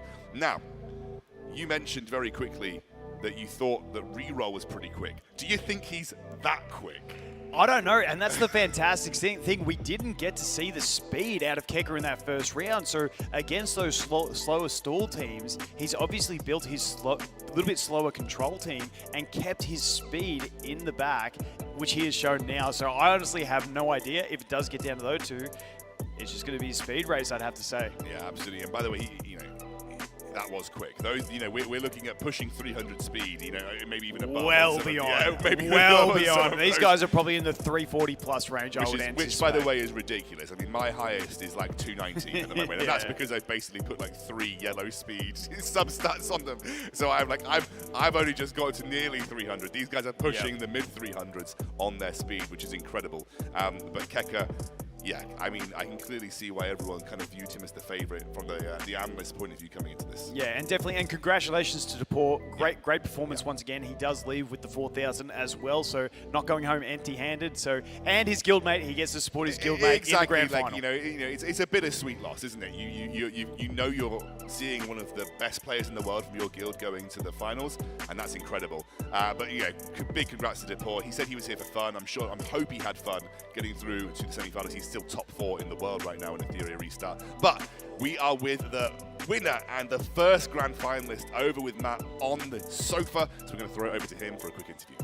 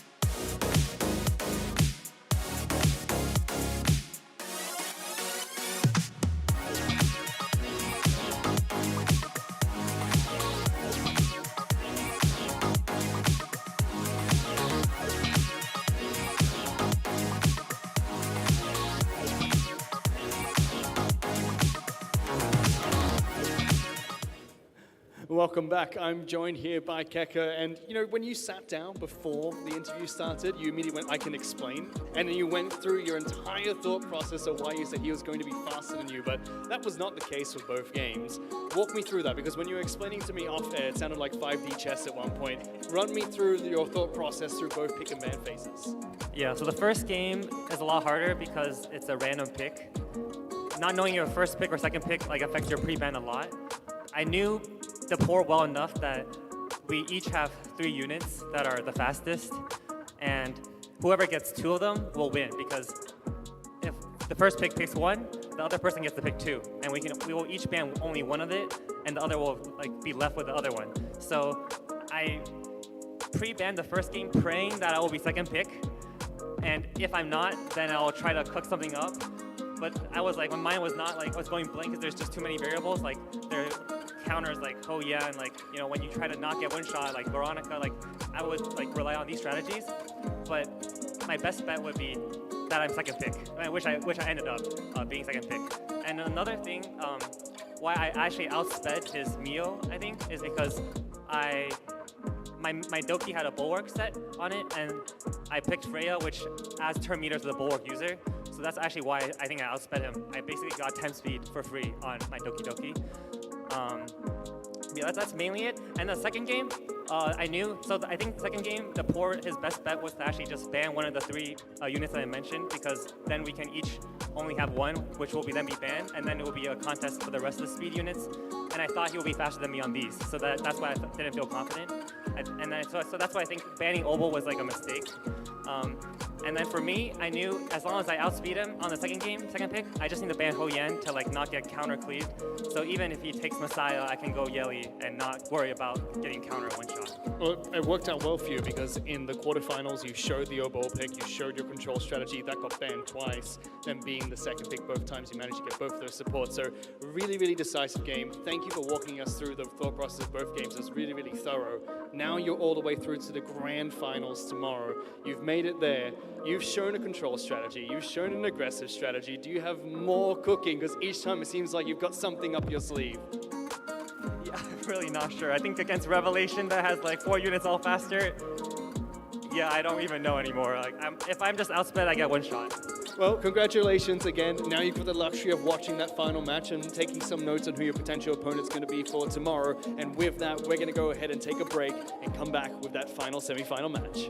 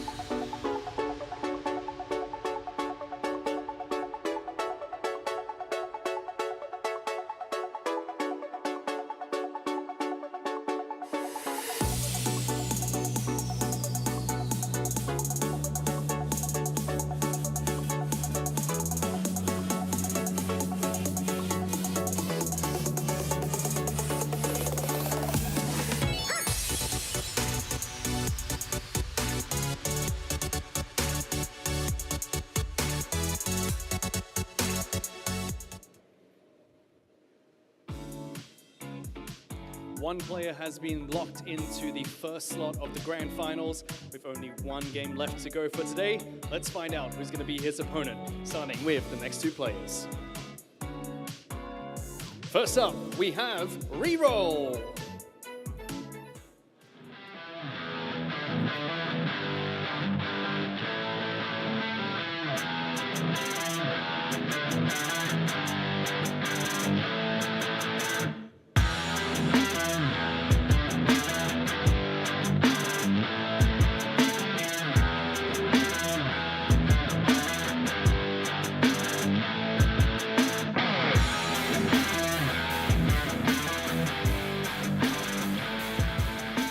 And his opponent will be Han.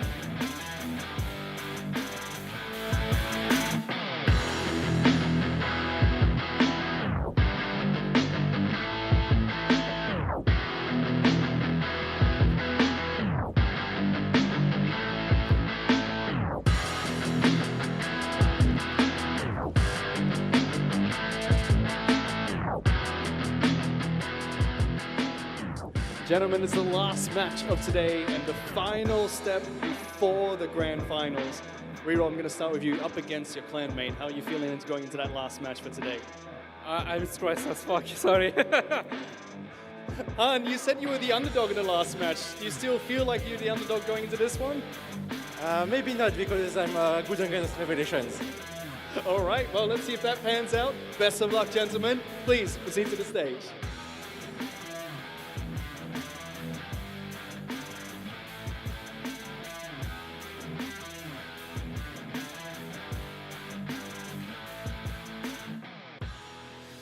Well, congratulations, Vulcan. The Aussie wasn't the first person to swear on stream, so I think you might have got the win there. Oh, mate.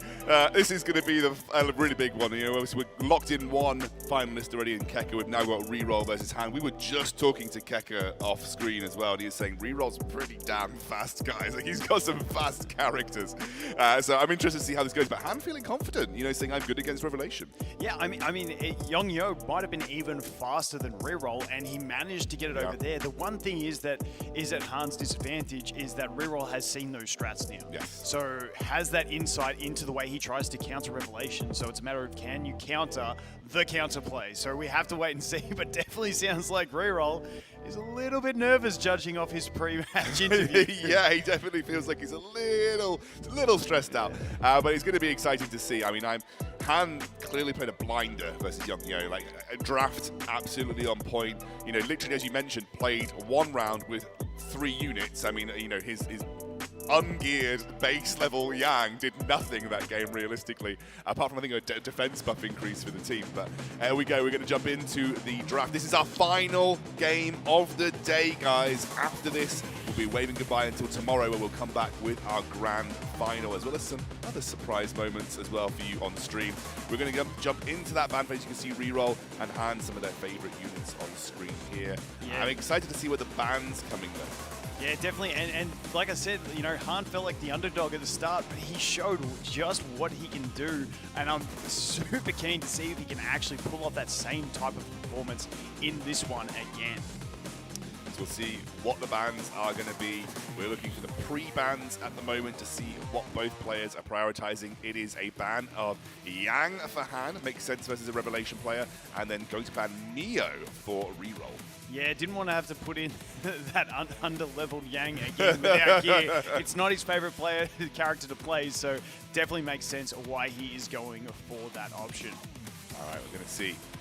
Where are these guys going to go with the draft? Plenty of first picks options on the table. We've got Tsukiyomi open, we've got Doki Doki open, we've got Lily open. It is going to be Tsukiyomi open, getting locked in here for Han. So again, a very threatening Animus. We know what they can do, advance one person all the way up to their next turn. So pretty strong, and immediately a response from Reroll with Lily and Kazuyo. Yeah, and we do know that Reroll is super fast, and then Han probably trying to pick that Tsukiyomi. Probably, you know, if you have it, you're probably building yours fast anyway as backup, but also counter-picking it from your opponent. And then he goes ahead and picks up the Hoyan, as we've seen from Hoyan in this tournament already. She is fantastic. And then protected pick with the Ling Luo. If you are playing that slower type game, being able to not only survive the early game, but then also heal up for the late game is very important. So that's why we do have the protected pick of the Linglo. All right, and now we're going to see the picks coming in from reroll. Obviously, Hoyen probably difficult to ban though, because you've got Tsukiyomi open as well. So Hoyen, a really nice pick in conjunction there. Let's see where reroll goes with his protected pick. He still has quite a few options left on the table. The things like Doki Doki, the things like the Heinrich, which hasn't been taken away just yet. So I'm excited to see where reroll decides to go. It is the Heinrich and the Bjorn. So Bjorn comes out, which is not something that we've seen this tournament yet at all. I think we saw it get banned once, but I haven't seen it get picked yet. Yeah, he is a very strong, and I think the reason he's coming out, maybe reroll doesn't have a Messiah to lock in. I'm not too sure, but we do have essentially 2 counters to that Hoyen coming in, because Born can also ignore passives, and then Heinrich with his buff block is going to stop the Soul Ward coming out for the Hoyen. Look at this though, an interesting twist. We get a Tiamat and an Obol coming through to finish out the draft for Han. So he's kind of going more down that bruiser again, trying to be a bit more anti-revelation. You mentioned how many lighthouses he has on his team as well. Yeah, definitely. And then final pick coming in is the Freya, and the bans have rolled in already, and it is the Tiamat getting banned from Han's team and the Lily getting banned from reroll. So trying not to get outsped, but we have seen how fast that Freya is as well. So we got to see how this pans out and whether we can cut in. And it is a very fast Freya, that is for certain. It is a fast Freya. It is a fast Born. It is a fast Heinrich, and it is a fast Kaz. So the whole team being faster than his opponent here. But once again, we do have that Hoyen to deal with, and if we do too much damage before the Heinrich gets to move, that Hoyen is going to get the revenge in. So massive damage, my God, as we've seen. And we damage. do get the lighthouses coming in. We do get that Ling Lo cutting in front thanks to that lighthouse, able to go ahead and heal up and get those immunities back on as well. Going to put on a bunch of those whale prayers as well, which is something additional that we have to get stripped. Now we do have 2 strippers coming up as well in both the Heinrich, but we also have Born with the ability to strip as well. We are going to go ahead and boost our Obol out, and now we can go ahead and stun as well. So fantastic, that lighthouse play coming in super clutch in this one so far. And now we get the Hoyen's chance to move as well. So yeah, as you mentioned, Freya not doing enough to get the job done in the first turn, and then the control comes through. Han actually played this super well. And just gets to choose whoever he wants, and there you go. The Heinrich just getting absolutely dropped. Love seeing those plays from the Hoyen. She's such a pivotal character when you don't have the counter, and Heinrich being that counter, getting deleted already. And we have a double stun, obviously, because we have the Codex of magic. So it is going to be another set of turns that we will not see something come through. Another AoE hail available, so we have both the ultimate, the S2 and the S3 available. Just going to be extending the buffs with the S2, which I think makes sense. No need to blow the full ultimate just yet. Definitely. And now we have Hoyen's chance, and not quite taking out Kazuyo. Close to the Kaz. Can we get the kill on the Kaz? No, we can't. This should be able to finish it off with the skill 1, I would say. But if not, if the dot lands, it's definitely going to finish it off. So there we go. The dot does land, and that is going to be enough. Revelation on Bjorn, though. Oh, no, it's a Codex. That's a Codex, yeah. He's a single hitter, so we do have the Codex. He does have the strip. Some big damage on that one as well. But once again, he does ignore passives. Just keep in mind, we do need to heal that Hoyen back up, because he could have actually sniped that Hoyen, but she's back. Kazuyo does, well, the dot will drop. So now we've got the opportunity for Freya, but doesn't have the ultimate. So realistically, not a lot that reroll can do here. And I think tries to get the damage down onto Obol, but this is looking pretty good for Han in this first game. I think that's just about all you can do. We do have another skill 3 to come out on the Born, but I don't think it's going to be enough to do anything, because it's not going to get Hoyen into kill range. And if it doesn't get the Hoyen into kill range, it's kind of just going to be game there. So let's see how this one goes.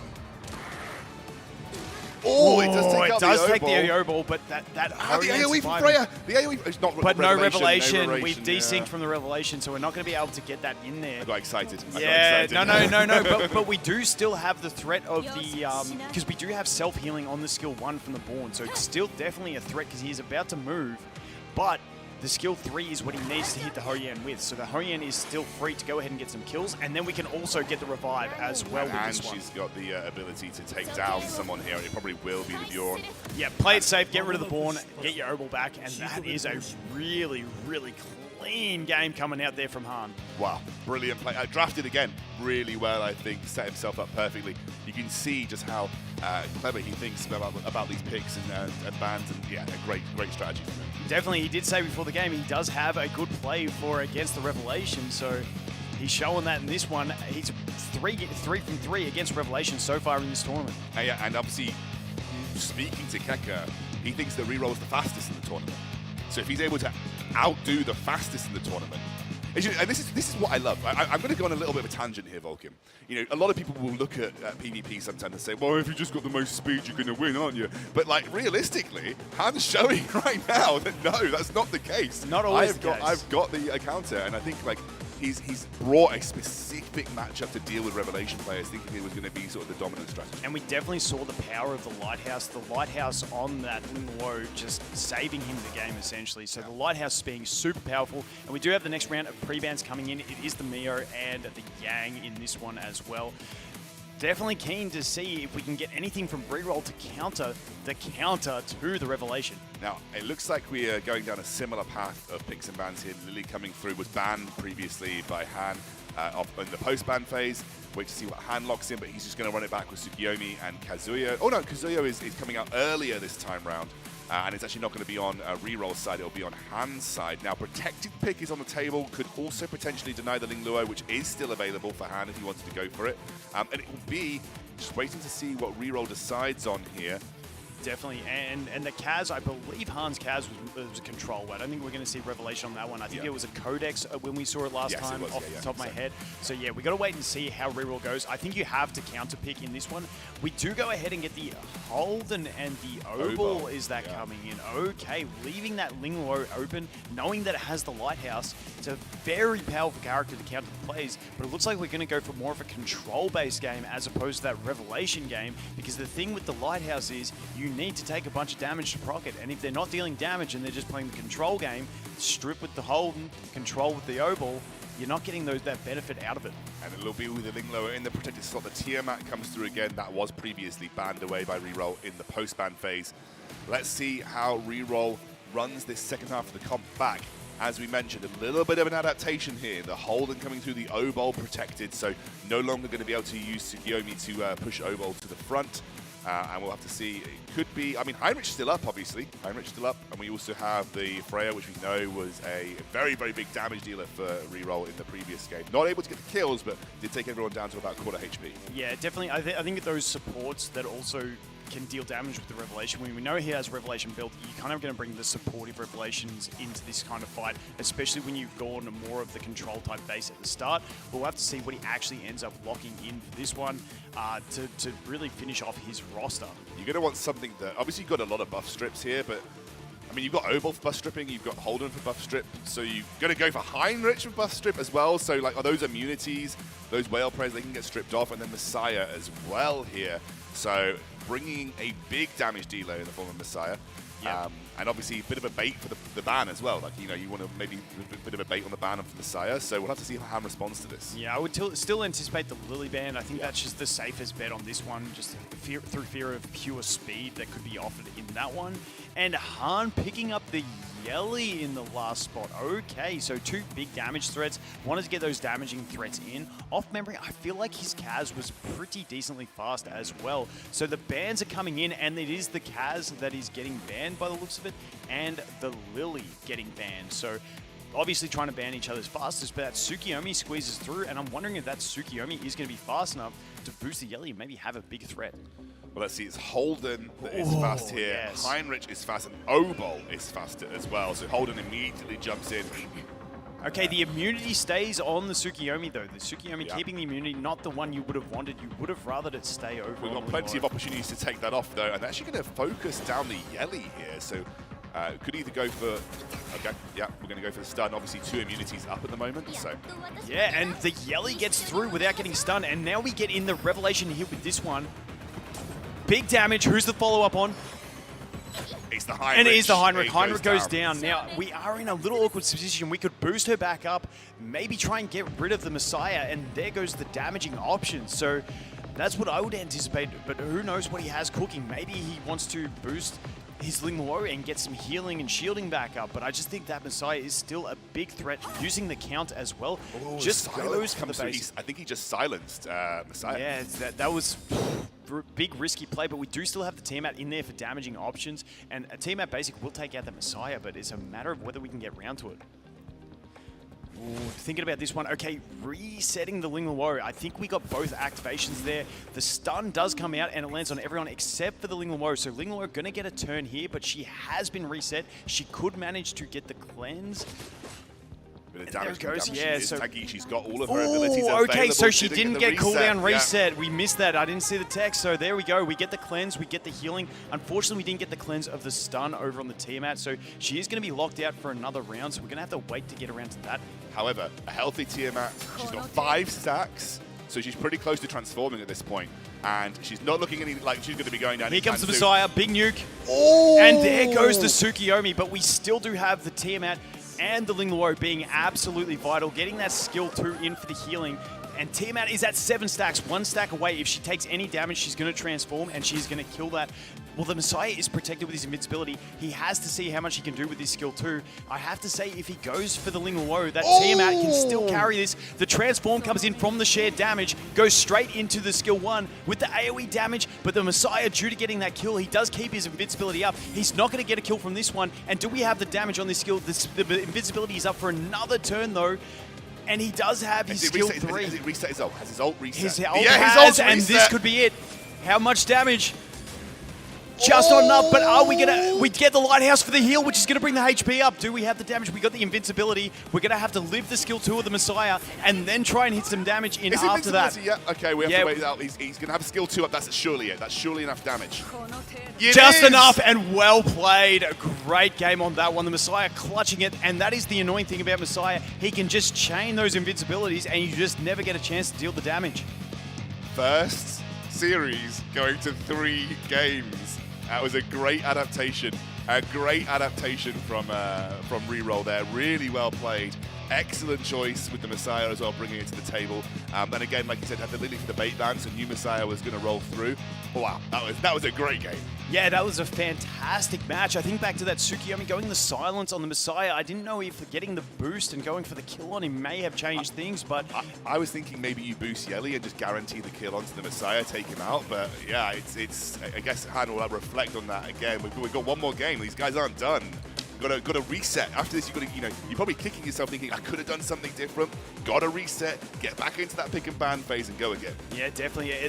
And that was a fantastic match. And that's one of those ones, there's a lot of decisions that shows in this game that some of those matches, there's a lot of decisions that can influence the game along the way. It's not just the pick and ban and then going straight into the strategy and either win or lose. Some of these games get dragged out and a lot of skill does come into it. Yeah, absolutely. Some really clutch decisions there. Same bans, by the way. We're going to see the Neo ban and the Yang ban as well. So now waiting for the first set of picks. And it's going to be Lily on Han's side this time round. So Han going to first pick Lily away. But this now means that Reroll has the option for Tsukiyomi, which he hasn't had the option for this entire series thus far. And he could potentially lock that in and take that away from Han this time round. It is a little bit of like a back and forth when it comes to these draft phases. He is going to go for Tsukiyomi, and obviously he's running. I think he's running the Revelation Kazuyo.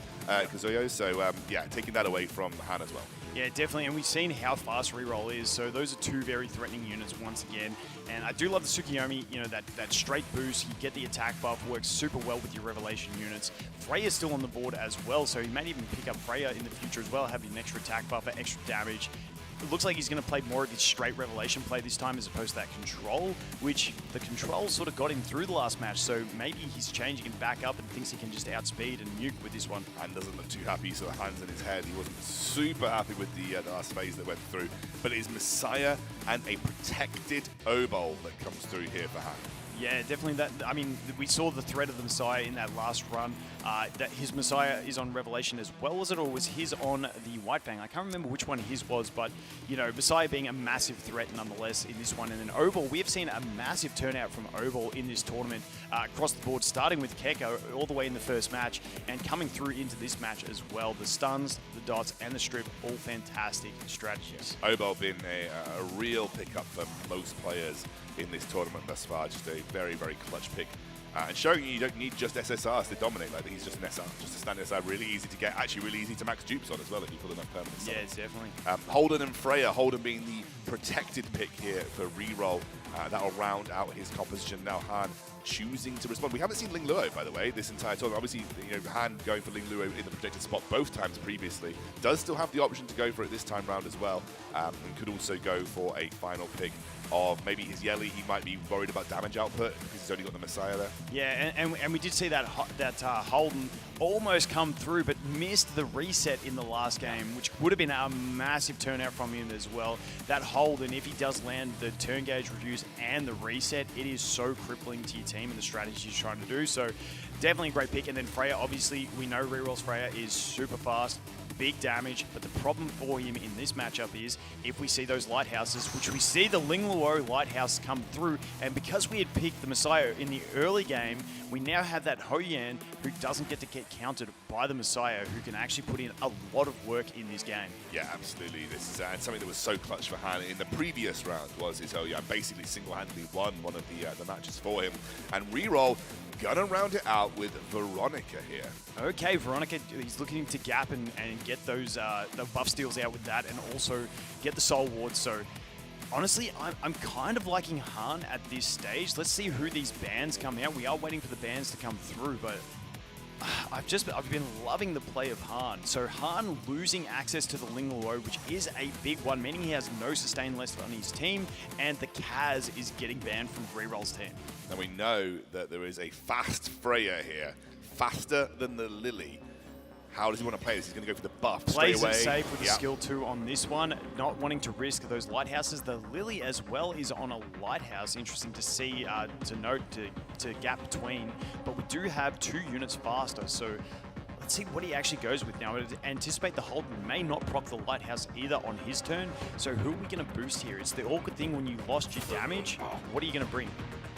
Just chooses to go for the AoE. Yep, and now we have the Lily. We could just boost the Messiah and go for some straight up damage here, or do we want to get that twin trick on the Hoyan, because her basic attack, if she does happen to get her fleeting land stacks, can hit really hard as well. Yeah, you've got plenty of options. Really interested to see where it goes. Obviously, we've also seen him run it on the O-Bolt to try and go for... It is going to be on the Messiah, I think, but not quick enough to get him past the rest of the board just yet. And here comes now, just to note, the attack break here is going to be big on the... There's big damage from that Holden as well, doing a chunk on that one.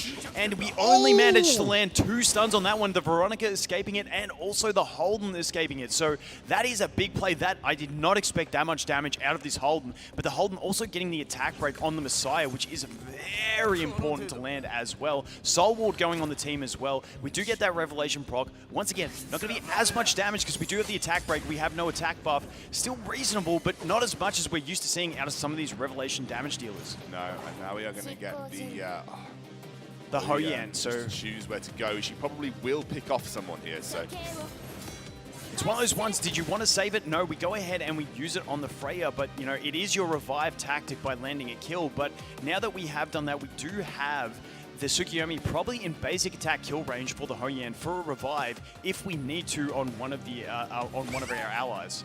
So the skill 2 comes out on the Lily. I didn't see if it reset cooldowns. We get 2 stuns there. The the Veronica escaping it.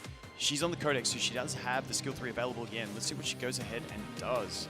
It's going to steal that invincibility, I would assume. Steals the invincibility and spreads it to her team. So whole team invincible at the moment. The O-Ball is a long way away to be able to use his strip, so we're just going to have to kind of sacrifice turns at this stage, wait for them to rinse through, lose their invincibility, and then see if we can pick them off again. Now, obviously, the Holden and the Tsukiyomi can't move, but they won't die this turn, which is the most important thing.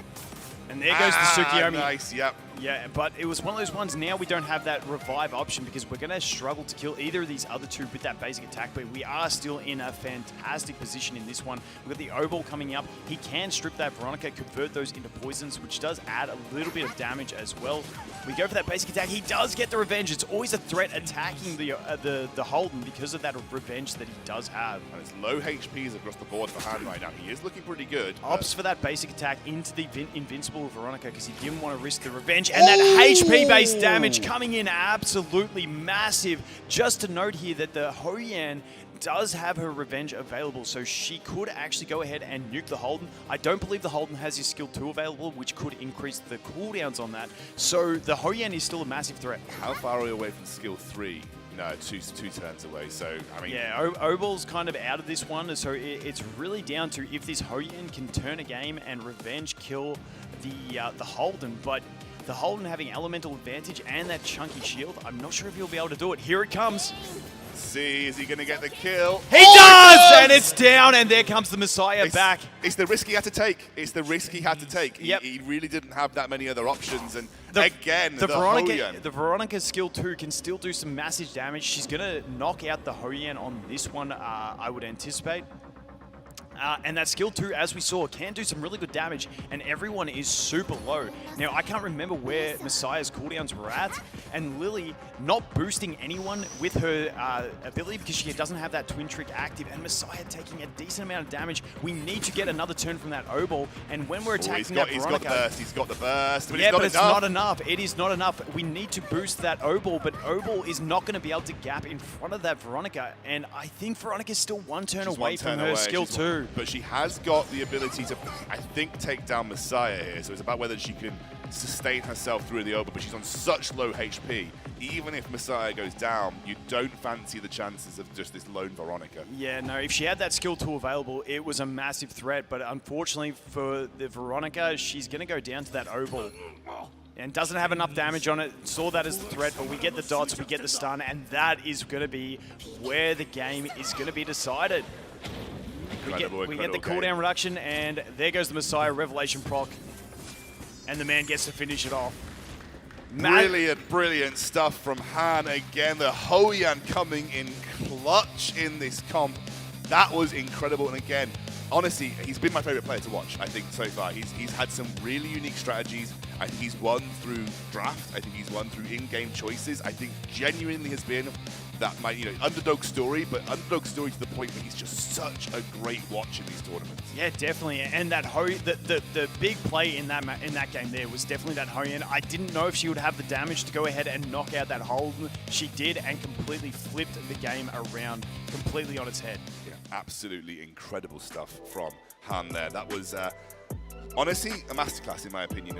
I think what's really interesting is that both Han and Kekker have got here on similar merits.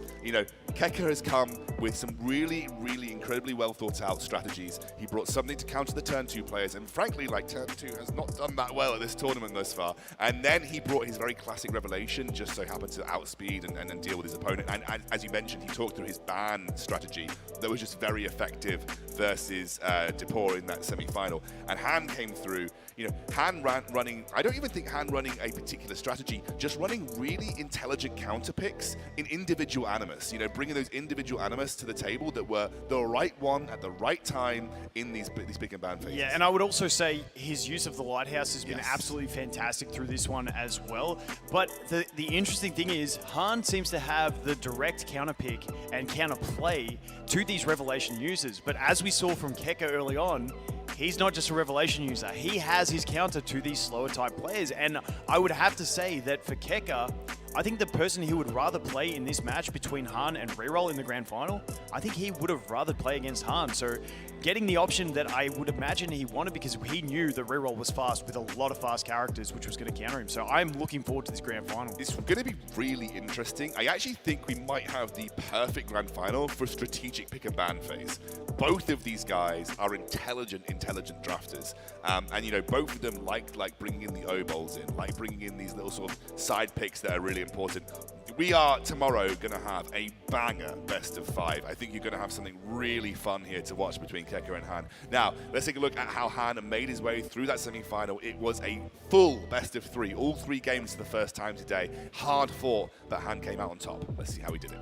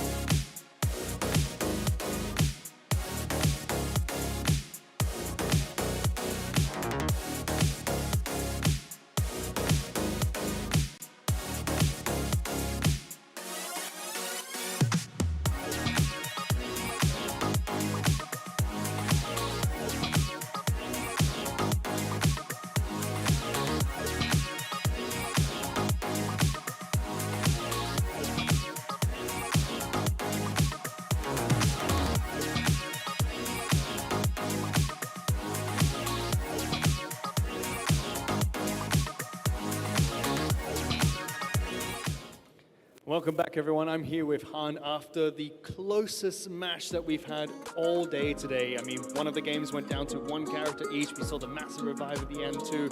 And I want to start with all the casters and a few of the players backstage. We talked about how Reroll has one of the fastest compositions in the game. Did you factor that going into the match, or was that something of a surprise? No, actually, no. He was fast because he's playing Revelation, of course. But even if I'm in the same guild as him, we don't share everything, every stats. So I expected him to be fast, but not so fast. Like, I was actually surprised.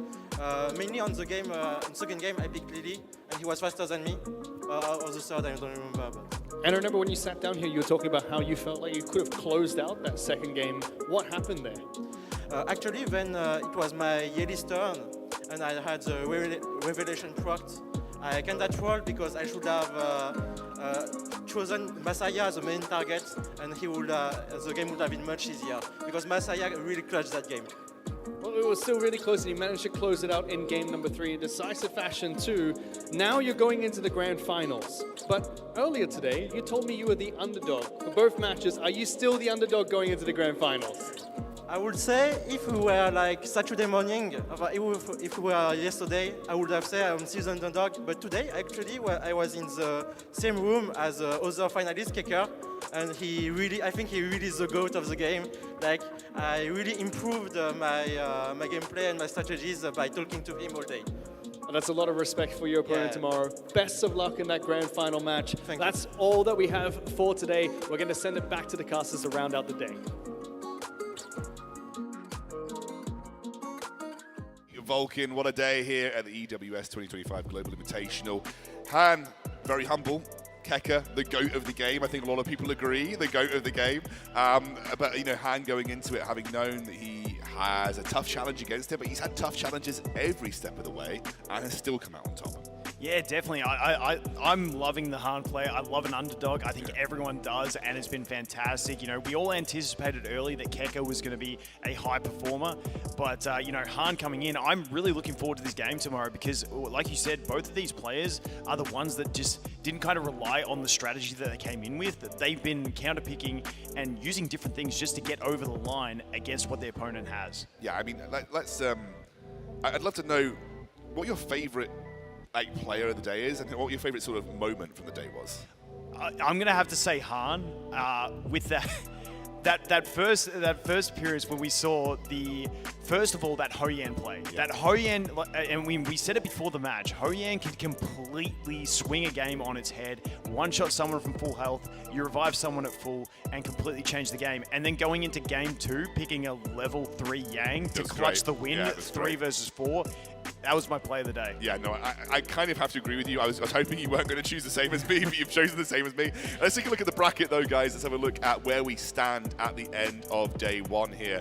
Incredible 6 games we have powered through, and we are now into that grand final. Kekker, the GOAT of the game, versus Han, the scrappy underdog who's managed to fight his way through 2 matches with very convincing fashion.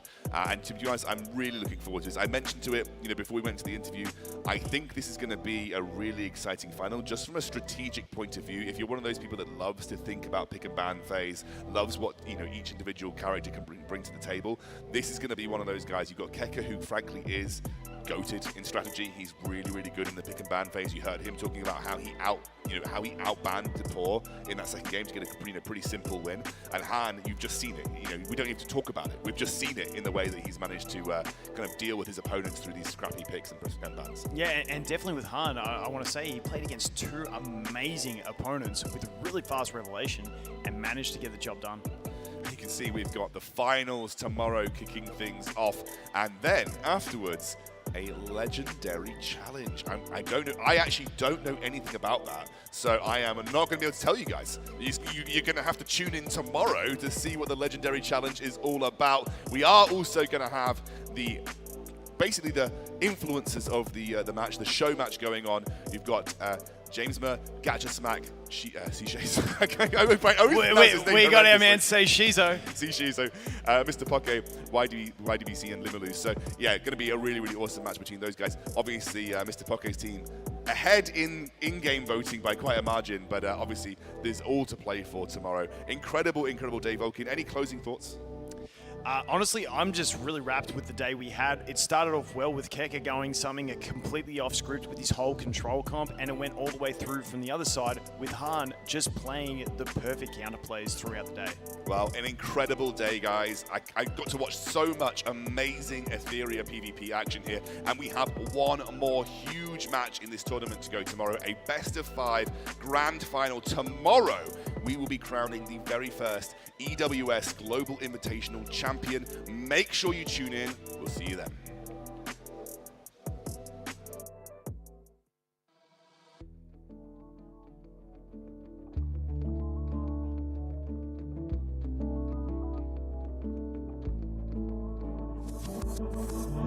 Nothing's ever what it seems, as I was left alone to bleed, reaching for anyone or anything. I pulled myself from the dark, lonely in the dead of night. Fear became a friend of mine that I grabbed tight and tamed, a beast inside of my head.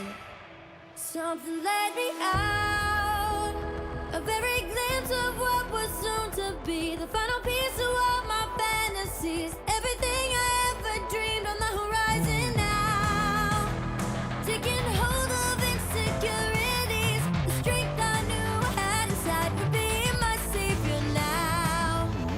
Even if I fall, this will never be the end of me. As I crawl away back to my feet, breathing for the storm that tried to chase me down, like a phoenix rising from the I was born to fly again. Thought I was left for dead, but I was born to fly again. Thought I was left for dead, but I was born to fight again. Thought I was left for dead, but I was born to fly again. Thought I was left for dead, but I was born to fly again. Can you hear the battle cry? Whispers turning your blind eyes. Listen closely, let it in, and you'll be safe and sound. Lonely in the dead of night, take my hand and hold tight. We'll walk through fire, taming beasts inside of our heads. Something led me out, a very glimpse of what was soon to be the final.